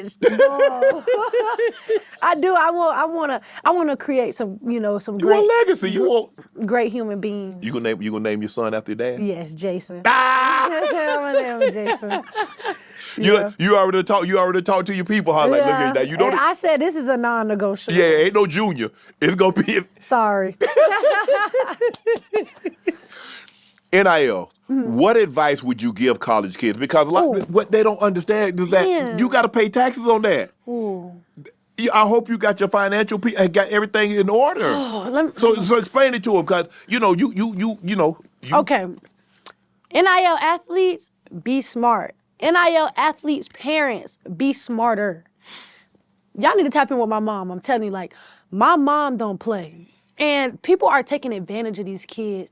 Kids are having agents when they don't even need agents. They just taking a cut. Mm-hmm. I want to tell kids, like, I see it's a cycle. I see these not LSU, but it's college stars. Mm-hmm. They got on all the drip. They driving all the cars. It don't last. Right.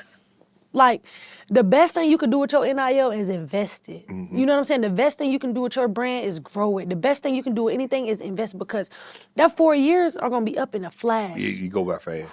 I'm a senior now. I thought I could milk this forever. No, it's over with. It's over with. You know what I'm saying? Like, I'm going out the door, so I tell people, like, let these 4 years set you up for your next 40. Don't blow through that. Yes. Flash. Don't do that. Yeah. Because, and you know what, I was having this conversation. It's like, man, why you still work out like crazy? I said, bro, I'm not working out for tomorrow. I'm working out for when I'm 60 and 70. Feel good. So you're not you living for today. What? But what about 10 years, 15, 20 years from now? It's so hard. And I've lost so many friends because I feel like if you ain't motivated enough, you can't be my friend. Right. If you're not chasing after your dreams, like, you can't be my friend. I told my friend, like, my goal is to be in Miami on a Tuesday on a yacht just because I felt like it. You know what I'm saying? Yeah. And I had that dream since I was in high school. So I said, I miss out on the clubs. I miss out on this.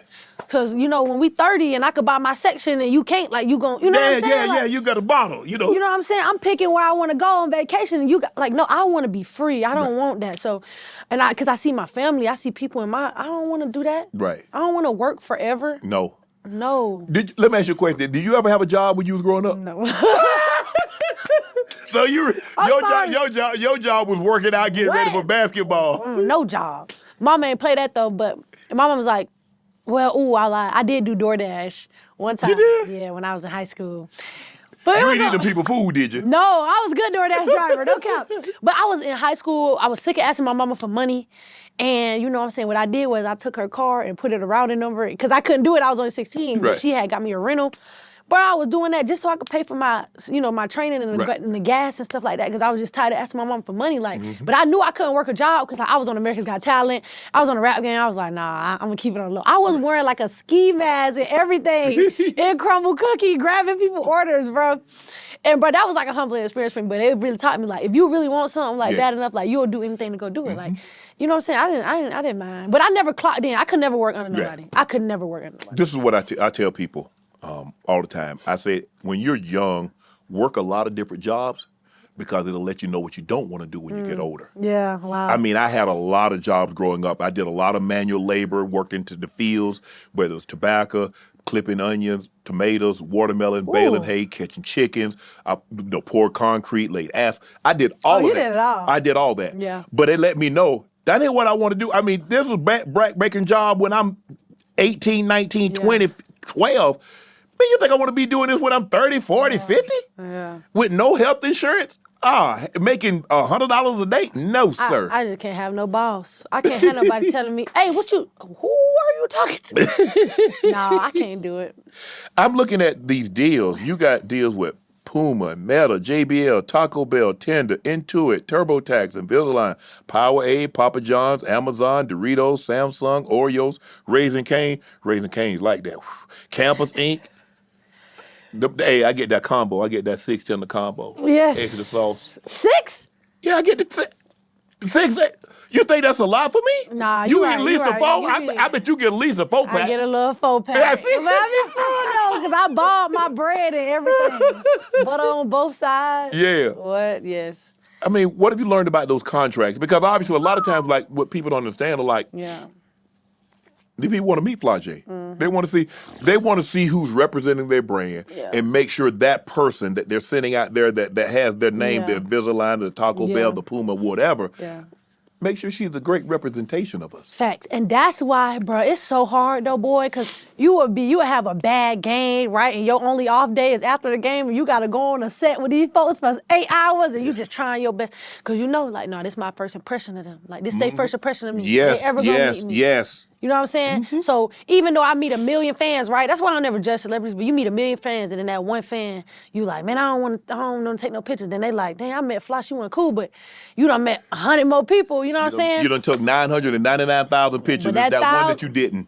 Exactly. And now that's my impression though, because they only meeting me for this first time. Even though I done been on millions of sets, I done met millions of people. So I try to give all of the energy I can. I try to show them, like, this is who I am. Like, so even when I'm going through whatever, this is who I am. So yeah. If you're having a bad day, do you go out? Because sometimes, like, if I'm having a bad day, Flau'jae, I say, you know what? I just go to work and just go home. Yeah. Because ain't no sense in me being around people because I don't really want to be bothered. So you know what? To keep from my negative energy spilling off on somebody else or coming out, I just go ahead and stay home and just chalk this one up to the game. Facts. When I'm mad, you know what I'm saying?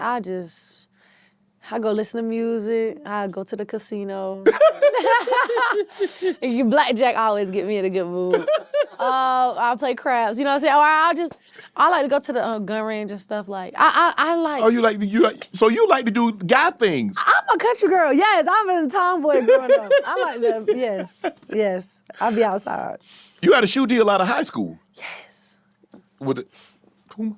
I got a Puma deal. I don't get energy. What y'all know about the? Hold on, I'm trying to figure out what you know about the Fat Run DMC shoe string. Oh man, I know about all of that. And these Ferrari Pumas, you see that? I see that tag on there. What? I ain't never seen them before. Come on now, big four. You lock in. I have them at your door. Do they have? They have size 13. They got them. Man, it's Puma, man. Come on now. I'm just saying they got a size 13. I thought you gonna come in like the 3 wise men bearing gifts. Let me make the call. KB, let me make the call. But nah, man, this was great because when I got this shoe, that was high school, 2022. Yeah. Man, I was going to a Nike school. Yeah. You see what I'm saying? Like, NIL had just happened, so for me to get that type of deal that I got, that was... You like, okay. I was like, there's a lot more this came from, must be. Yeah, for sure. Yeah. You tied those shoestrings yourself? Yeah, no, I was rushing. Bro, I'm telling you, it was a hard morning. I was rushing, but these are jumbo. And these the XL. See, these the suedes, but they XL. This the new look. I see. Yeah. Yeah, I sure wish I had me a size 13. Say less. So, we could have been twins on here today. I got you when my PE come out. I got you. Okay, I'll take that. What WNBA player do you think has the best PE, best signature shoe? Ooh, and I'm not saying this because she Puma, but Stewie, like when she came out with her Stewie 2, Yeah. gas. You know I go to a Nike school, so all the people be wearing like Sabrinas and stuff. Yeah. I like the Ja Morants though. You know what I'm saying? I saw you just came out with a new shoe too. Yeah, Ja Cole. You like that? If I gotta wear it, I'm gonna wear Ja. Yeah. You know what I'm saying? But but I like because I was like, oh, she went to a Nike school, so I was like, how did that go? But they understand like when I'm on the court, I got to wear Nike. But when I'm off my leisure time, I got you. Right, and work out in Pumas, I perform in them. I just do everything in them. I love them. Okay. I love them. This 3-on-3, Unrivaled. Yeah. Now, a lot of I've heard I'm reading, try to stay abreast, because we're going to talk about the WNBA and what's going on. Fee, Nafisha Collier, I think Stewie. Ooh, I think I see but Fee is like the WNBA representative that's talking to the league about getting these things. But she's also an investor and ownership has stake in Unrivaled, the 3-on-3. Yeah. And people are like, well, hold on. All right. She gets the benefit either way, so it's not like, and she said, nah, there's no conflict of interest. Look, I want the best for the WNBA, but I'm also an investor in Unrivaled. So, I think,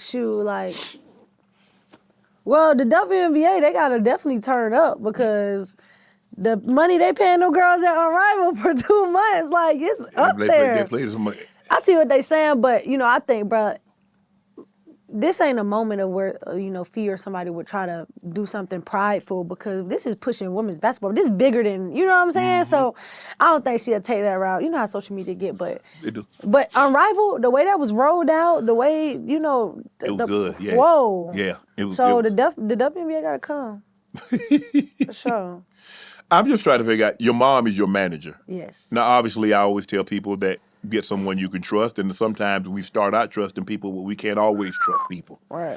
But obviously, if you can't trust your mom, well, damn. Right. You got a hard going. Well, damn. Your car's dealt with. Facts. It be like that too, though. So, when you okay, you go into college, obviously you sit down with your mom, and for me, I'm thinking you and your mom have a very different type of relationship. I know that's your mom, but y'all kind of I guess y'all look like best friends. Because y'all get on the phone and y'all talk for hours at a time, don't you? Yes. My mom is definitely my bestie. We go through tea together. But that's my dog. And I love me and my mom relationship because we grew together. Yes. And I can hold her accountable and she can hold me accountable. She's like, Flaw, now I'm going to give, that was wrong. And I ain't like that. I'll tell her, Mom, you wrong, Mom. You know what I'm saying? Yeah, you my mom, but you wrong on that one. You know what I'm saying? So we can have those conversations and, we grow from it. But it was hard for her being my manager at first because we used to butt heads. Right. It's my money. You try to... No, never no money because, my mama good with the money. But it was more so just girl teenage stuff, and she get on my nerves thinking she knows something, but she don't. She was kind of your age. She's yes, been your but age. I was going to say, she was right, though. She was right, but I'm still going to go, I'm your mini-me. So we worked through that, and, she's a great manager, who you could trust. Nobody gonna negotiate your deals better than your mom, but it took a lot of trial and error for her to learn. But my mama, she was a hustler, so she was going in these deals. I'm like, Mama, just talk. Yeah. You know what I'm saying? You don't mess the money up now, Mama. Don't talk me out of a deal. Nah, she talk you into one. Kia J. Brooks, man, she good at what she do. She engineered that Puma deal, all my deals. Wow, that's awesome. Yeah, she get deals for other people. How has she protected you?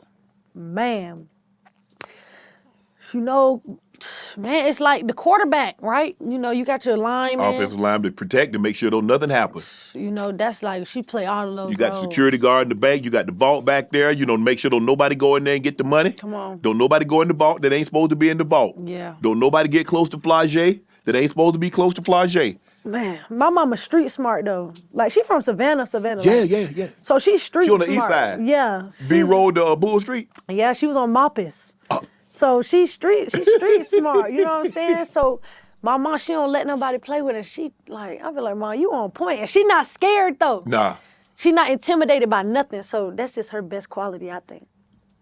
Maybe it's an LSU thing, because Jaden Daniels, mom is his manager. Yeah, then they friends. And she don't play by him. Yeah, they Regina friends. don't play. Regina don't play.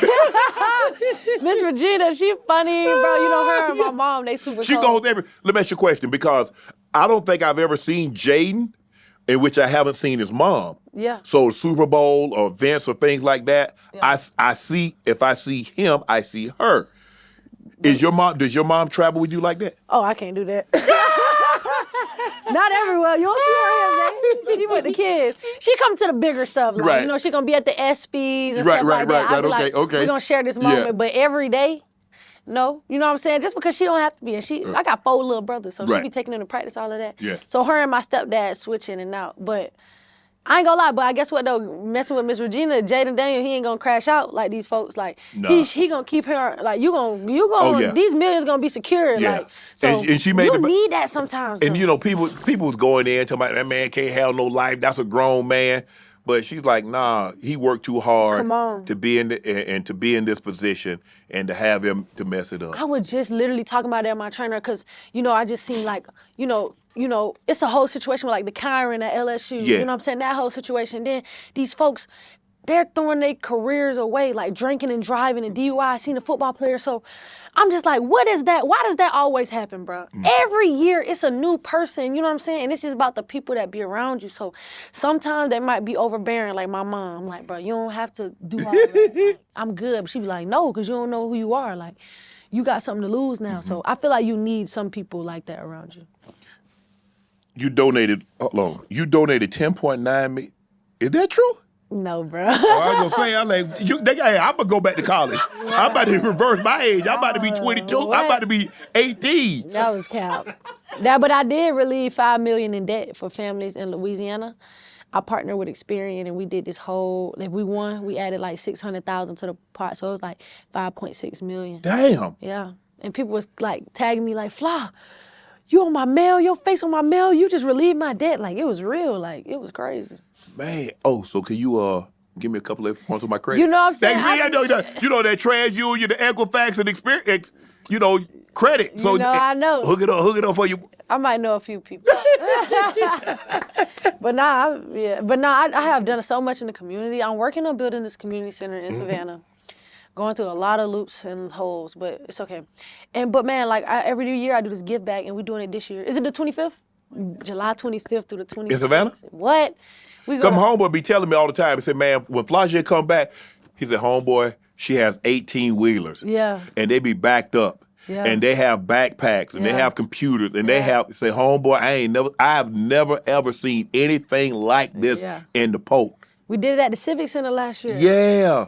Tell Puma, you want to make sure they come flood the kids out and they nice shoes, cause you know kids getting bullied and stuff. I just want to make sure kids have whatever they need to make they school year go off right, start off right, and a lot of these kids they can't afford that. No. Like, you know what I'm saying? They can't afford the school clothes. They can't afford all of that. So that's just a little kick, a little helping hand. And I know it ain't a lot, but I try to do so much more every year.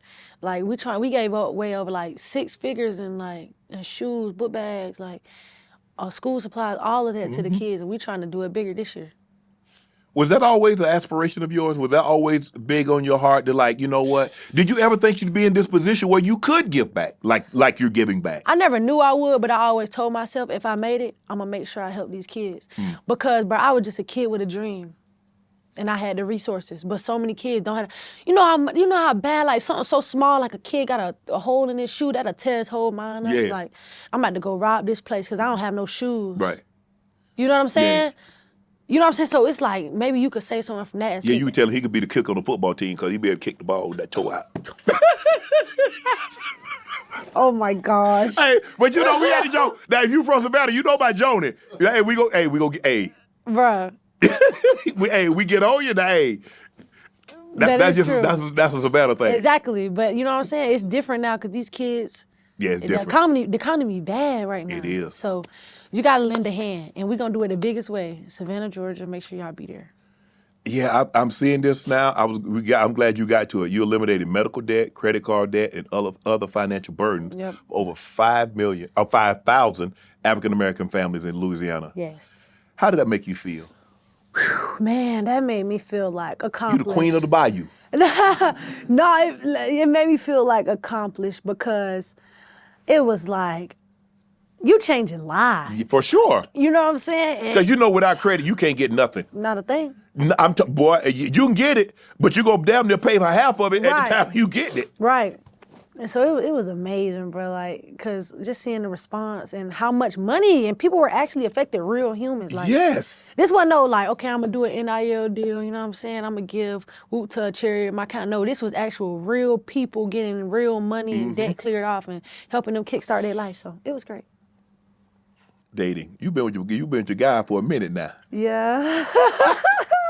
You guys, because for the longest now, you kept that on the hush. You kept that on the deal. Like, hey, you stay over here. Hey, like he was like a cat. You didn't know you had a cat till somebody come over to the house. You keep a cat shut up, the dog outside walking around. You don't walk your cat, so you kept him like a cat. Didn't nobody know they had him till they went over to the apartment, Flau'jae, and then all of a sudden, Flau'jae pop out.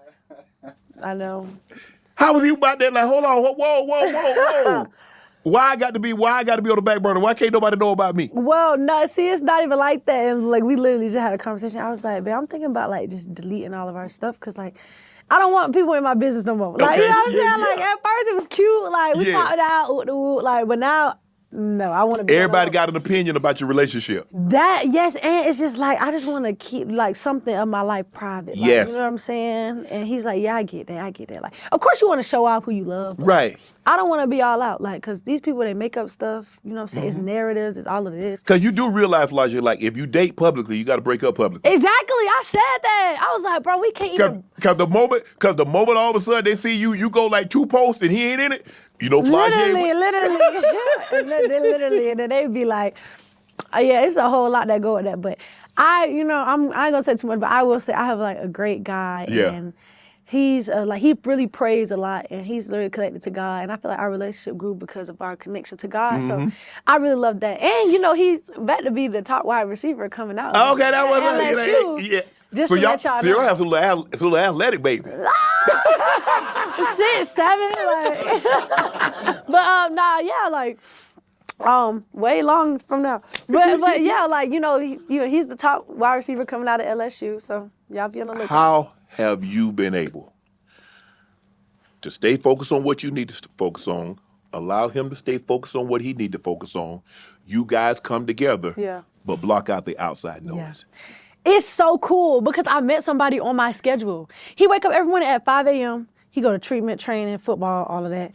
I do my treatment training, football, all of that. He texts me before his workout, be great. I text him, be great. Like, you know what I'm saying? And we really pushing each other. Like, do y'all see each other during the course of the day? Like, do y'all got classes? Yeah, like sometimes, like usually we see each other like. No, not during the day. We usually just see each other at night, like we have dinner or whatever.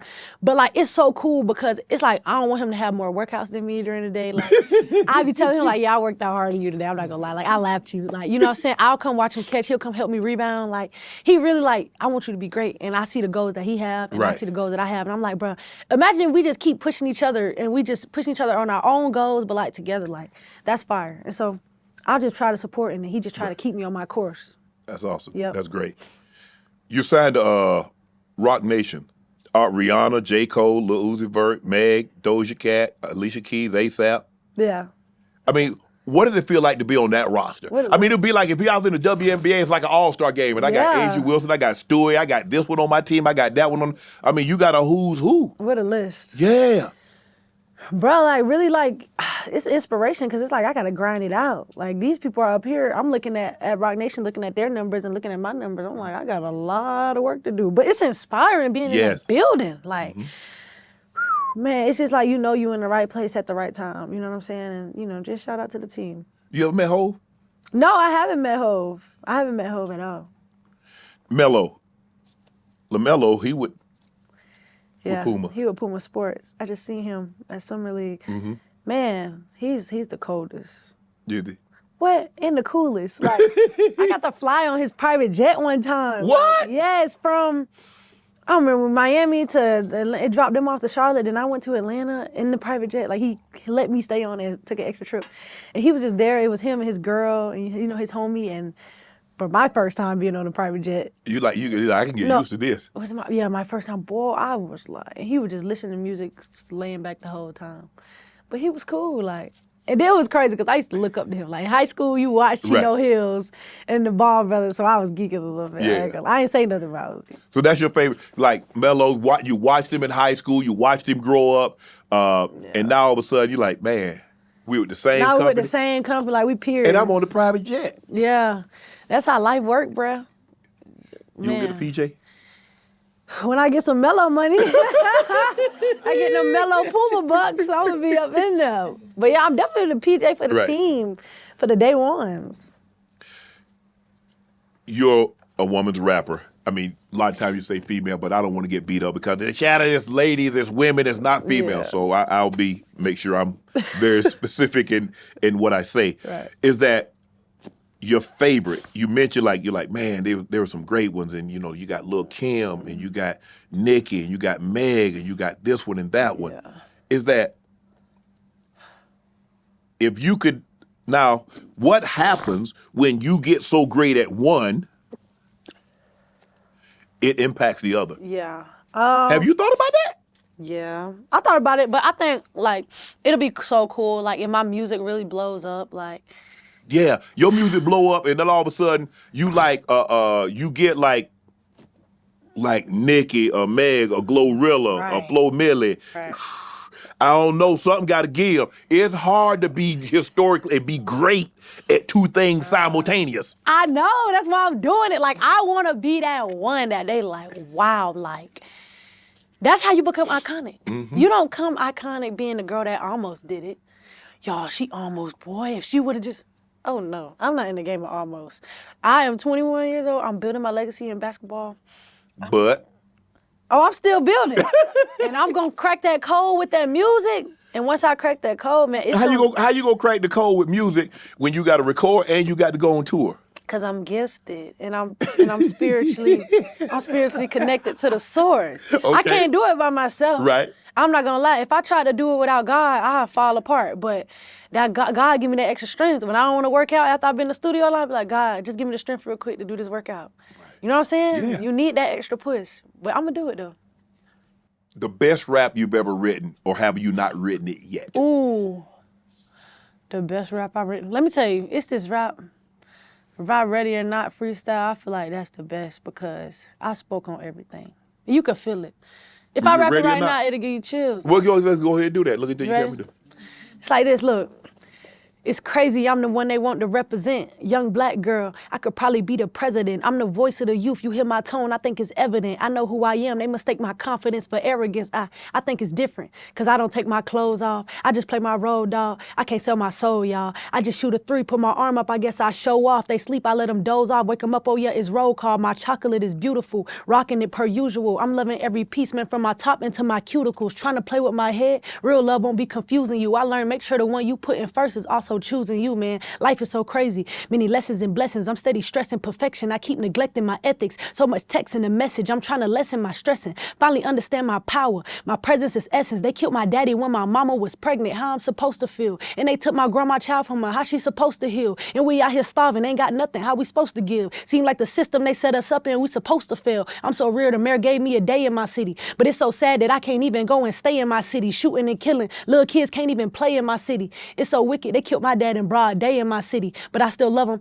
I give them all the time that I got. It's running out, but I give you all the time that I got. You was the fakest on my team, and I'm just finding it out. That made me sick into my stomach, about to vomit it out. And I'm like, ready or not, man, it's my time now. I done gave it everything I got. It's time to shine now. They done blew the whistle and my foot across the line now. Clock is ticking down. Ain't got no 30-second time out. For real though, I know I'ma make it, cause I don't seek an applause. I vow to never waste my voice if I don't speak for a cause. I reminisce when I just think and I pause. My mama told me, you keep shooting for the moon, you gonna have a seat with them stars, on God. I like that.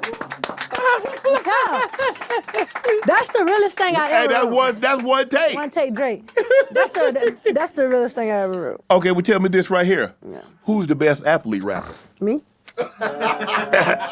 So come spit after me with that. Okay, so you going in front of Dame, Shaq, LiAngelo, AI, Absolutely. Kobe. Line them up.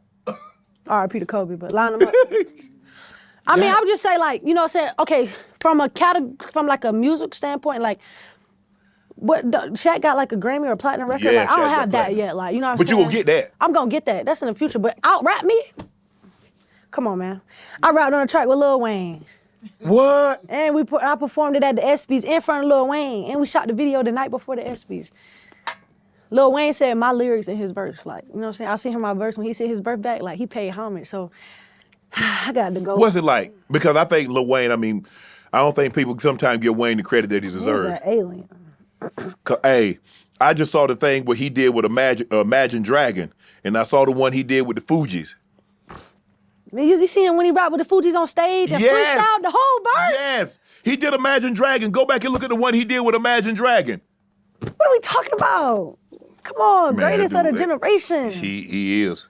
He is. Wayne had a crazy run, and he birthed Nicki and Drake. 2 GOATs that's bigger than him. Like, that's crazy. Yeah. He got that. What's it like to be in I mean, I can just imagine what it's like to be in the studio or to be around or be in the presence of somebody like Wayne, somebody that's an apex, at the apex, the crescendo. Yeah, I lost my mind. That's when I realized God was telling me, like, no flaw. Keep going with the music. Like, it's gonna happen. Like, cause when the greatest in the world do a song with you off the love, like, it's different. Like, that's like you, like, he showed love. Anything you need, I got you. Like, just let me know. Like, that's my guy. And so when he do that to you, that's sometimes God just giving you them little sprinkles of no, keep going. Here you go. This you supposed to be on this, you know what I'm saying, course. So it just give me confidence. You can only have one. You get one or the other. You can't have them both. A WNBA championship or a rap Grammy. That's crazy. That's crazy. Oh, it's harder than you thought, huh? I can't have both. That's crazy. Can't have both. You got to pick one or the other. Why are you limiting me? Nah, one or the other. Grammys will come with the time I have for music, but man, winning the championship, I'm a competitor. I want to be known as the best. Simple and plain. You know, there ain't a whole lot of women. There been a lot of women that won NBA, the WNBA title. Right. Ain't been a whole lot of women that win them rap Grammys. Exactly. I know. Nicki Minaj, I don't think she can win a Grammy. Think about that. So I got time, boy.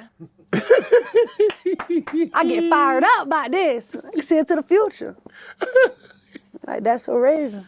But look, there have been some criticism saying you spend too much time rapping. Yeah. Not enough time in the gym, but it's what they don't see. Yeah. You might spend an hour rapping, 4 hours in the gym, but they only talking about the hour that they saw. Right, because that I would go viral. This is my thing. I noticed that, right? And I'm like a quiet person. So I was like, I don't care. Let them talk. Let them think that I'm a producer, right?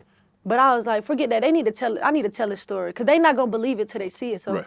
So I got my man JV right there behind the camera, and we've been just documenting my whole summer. Y'all not gonna believe this. Like, my trainer, we do two workouts a day. Like, when we finna go to LA, we're gonna work out 2 times a day, every day. Wow. I'm getting ready for the ESPYs, while I'm doing more media, while I'm meeting with Snapchat, Meta, and all. I make sure I keep the main thing. Right. Because I know I got to work twice as hard because I know I'm doing something else. Mm-hmm. Let me ask you this. Do you think people want to see Flau'jae fail? I don't think people understand how Flau'jae is going to be successful. I think it's too much for the mind to fathom. But by the time they be like, oh, it's gonna be too late, I'm already be there. So I don't think they want me to fail. I just don't think they understand the amount of success I'm gonna have and greatness. I'm gonna occupy that space. What have you learned about friendships, relationships, since you've been this Flau'jae? Flau'jae in high school is one thing. This is a whole different animal now. Yeah, it's weird. I'm so friendly and I trust people so quick, and people don't have they don't give me that genuine energy back. And it's kind of annoying. Like, I see why people get to the point where they don't be messing with people no more. Because, you get bit so many times. They just bite you, and especially if you got that giving heart. So I just learned that. I try to just keep my family close to me. Wow. My mom, my realest friend, my best friend from middle school. Your starting 5. Collegiate basketball, women. Ooh. I'm gonna give you some names to pick from. All right. Caitlin Clark, Brianna Stewart, Cheryl Swoops, Candace Parker, Maya Moore, DT, BG, Sue Bird, Cheryl Swoops, Asia Wilson, Skylar Diggins. You only get 5. Okay, I gotta go Maya Moore. If you know, you know. You know. Shoot. Candace Parker, MVP and a Rookie of the Year in the same season. Yep. Need it. Brittany Griner. BG. You know, 6'10". Yep. Do everything. Yep. 6'10". Where we at? Oh, yeah, we need a shooter. We gotta go Caitlin on the shot. Okay. So, your choices remain. You got Breonna Stewart. Breonna Stewart, 4-time college champion. Nobody ever done it. That's it. 4 national championships, 4 most outstanding players, 3 players of the year. Come on. I don't know if we'll ever see that again. Literally. That was crazy. Damn, I left Asia off though. You sure did. I can't do that one. Well, if you put her on, you got to take somebody off. I tell you what, you know what? Because I don't want nobody to fall out with you. I'm gonna let you have a 6th man. 6-man Asia. Damn, Asia coming off the bench, huh? Wait, who? No. Nah, Asia gotta go be on before Brittany. I ain't gonna hold you. I ain't gonna hold you. Asia gotta get that starter. Of all the people that I named on this list, who would you most wanted to play with? Who would you most want to play with? Probably Maya Moore. Only because she a winner, bro. Her lifetime, like, record. She went to Collins Hill, so I followed her along. Bruh, 36 games, like I want to go play with a winner. How do you, what's your mentality? Yeah. Favorite basketball movie? Loving Basketball. Why'd I know you was going to say that? But hold up. Okay, I got top 5. Loving Basketball. We got Coach Carter. Okay. Hurricane Season. If you know, you know. Okay. Like Mike. Okay.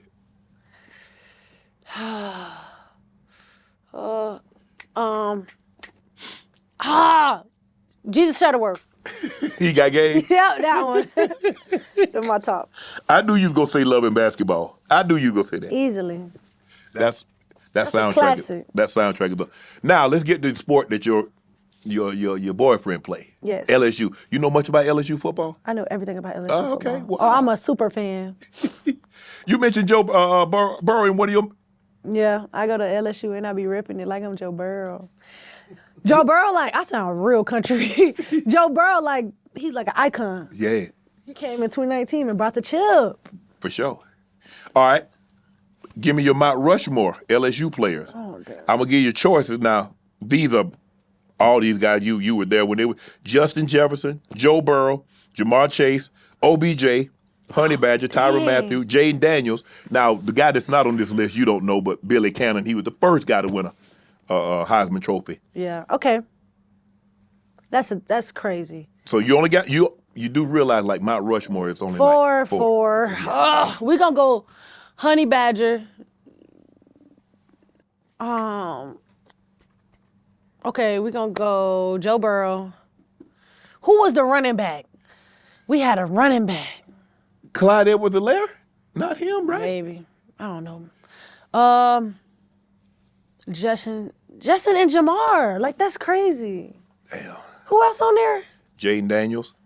I'm putting Jaden. Jaden Daniels, only because he didn't win for real, but he had a historic season. I'm taking Honey Badger out for Jaden Daniels. Damn. I'm sorry. So you got Joe Burrow, Justin Jefferson, Chase, and Jaden Daniels. 2 quarterbacks, 2 receivers. They gonna hate my list. I don't care, yeah. That's your list. I like my list. Your most famous alum, LSU, Shaq. Mm-hmm. He love his LSU Tigers. He do. He rep his athlete. He love his athletes from Joe Burrow to Angel. Yeah. To you, have Shaq given you any advice? Because you talk about a guy that knows how to market. You talk about a guy that knows how to, he was a hell of a collegiate basketball player, hell of an NBA player, champion, MVP. But boy, he's been better at marketing than. They talk about it all the time. Tommy Karam at LSU, he be helping me with some situations, but he helped Shaq with media and when he first started out. And so I'll be talking to him sometimes. I got to get back on him. But Shaq's portfolio is the most impressive, crazy business portfolio that I've seen. And my coach coached him, Coach Bob Starkey, so he'd be telling him, no, you gotta watch Shaq. You gotta do what he did, as far as business and all the companies and things he over. It's just incredible. What Shaq has done a great job of is a lot of the stuff that Shaq represents, Shaq eats. Right. Shaq, he eat Papa John and he eats those pretzels and he 24-hour fitness and the General, that was the insurance that he had when he was in college. So it's a natural integration and it's not fake. And that's how it should Because be. you look at Shaq and you can like, I can see Shaq eating Papa John. I can see Shaq, using the General, the insurance company. So it's so easy, and he comes off. It's like, and he's just he's a 7 foot, 300+ pound kid. That's crazy, bro. And that's how I think about my NIL deals. I'm not finna do a deal if I don't see myself being long term. Right. It's something I don't enjoy. Right. He doing it the right way. He doing it the right way. Now, goals. As we sit here and tape this interview, or as we're starting to wind down, I come back and I sit down and I talk with Flau'jae 2 years, 3 years, 4 years, 5 years from now. Mm-hmm. Whoa, okay, I've probably been done, built my recreation center for the kids. Okay. I'll probably be on my second album about right now. Okay. Probably like my third year in the league, getting right with the W. You'll hear me in a lot more business endeavors, business ventures, investments, and things of that nature. Still building land and communities and developments, and the future is looking bright, man. It's looking bright. 5 years, I should be on that Grammy nomination list, so I'm giving myself some time. But yeah, I'm trying to be Billboard Hot 100 all that. So how close are we to? We're at least 5 years away from a Jason or Flau'jae Jr. About 7, 8, 7, 8. 9, 10. So we look at about 30 for that to happen. 30. 30. Cause I just tell I want to have kids when I could travel with them and all of that. I ain't with that right now. I got 4 little brothers. That's enough for me. Ooh. Flau'jae, best of luck. Thank you for stopping by Club Shay Shay. Best of luck in all your endeavors. Thank you for all you've done for the city of Savannah and everything that you're going to do moving forward, your basketball career, your rap career, your entertainment career, and all the blessings. Thank you for having me. This was lit. Thank you. Flau'jae Johnson. All my life, been grinding all my life. Sacrifice, hustle paid the price. Want a slice, got to roll the dice, that's why. All my life, I've been grinding all my life. Look, all my life, been grinding all my life. Sacrifice, hustle paid the price. Want a slice, got to roll the dice, that's why. All my life, I've been grinding all my life.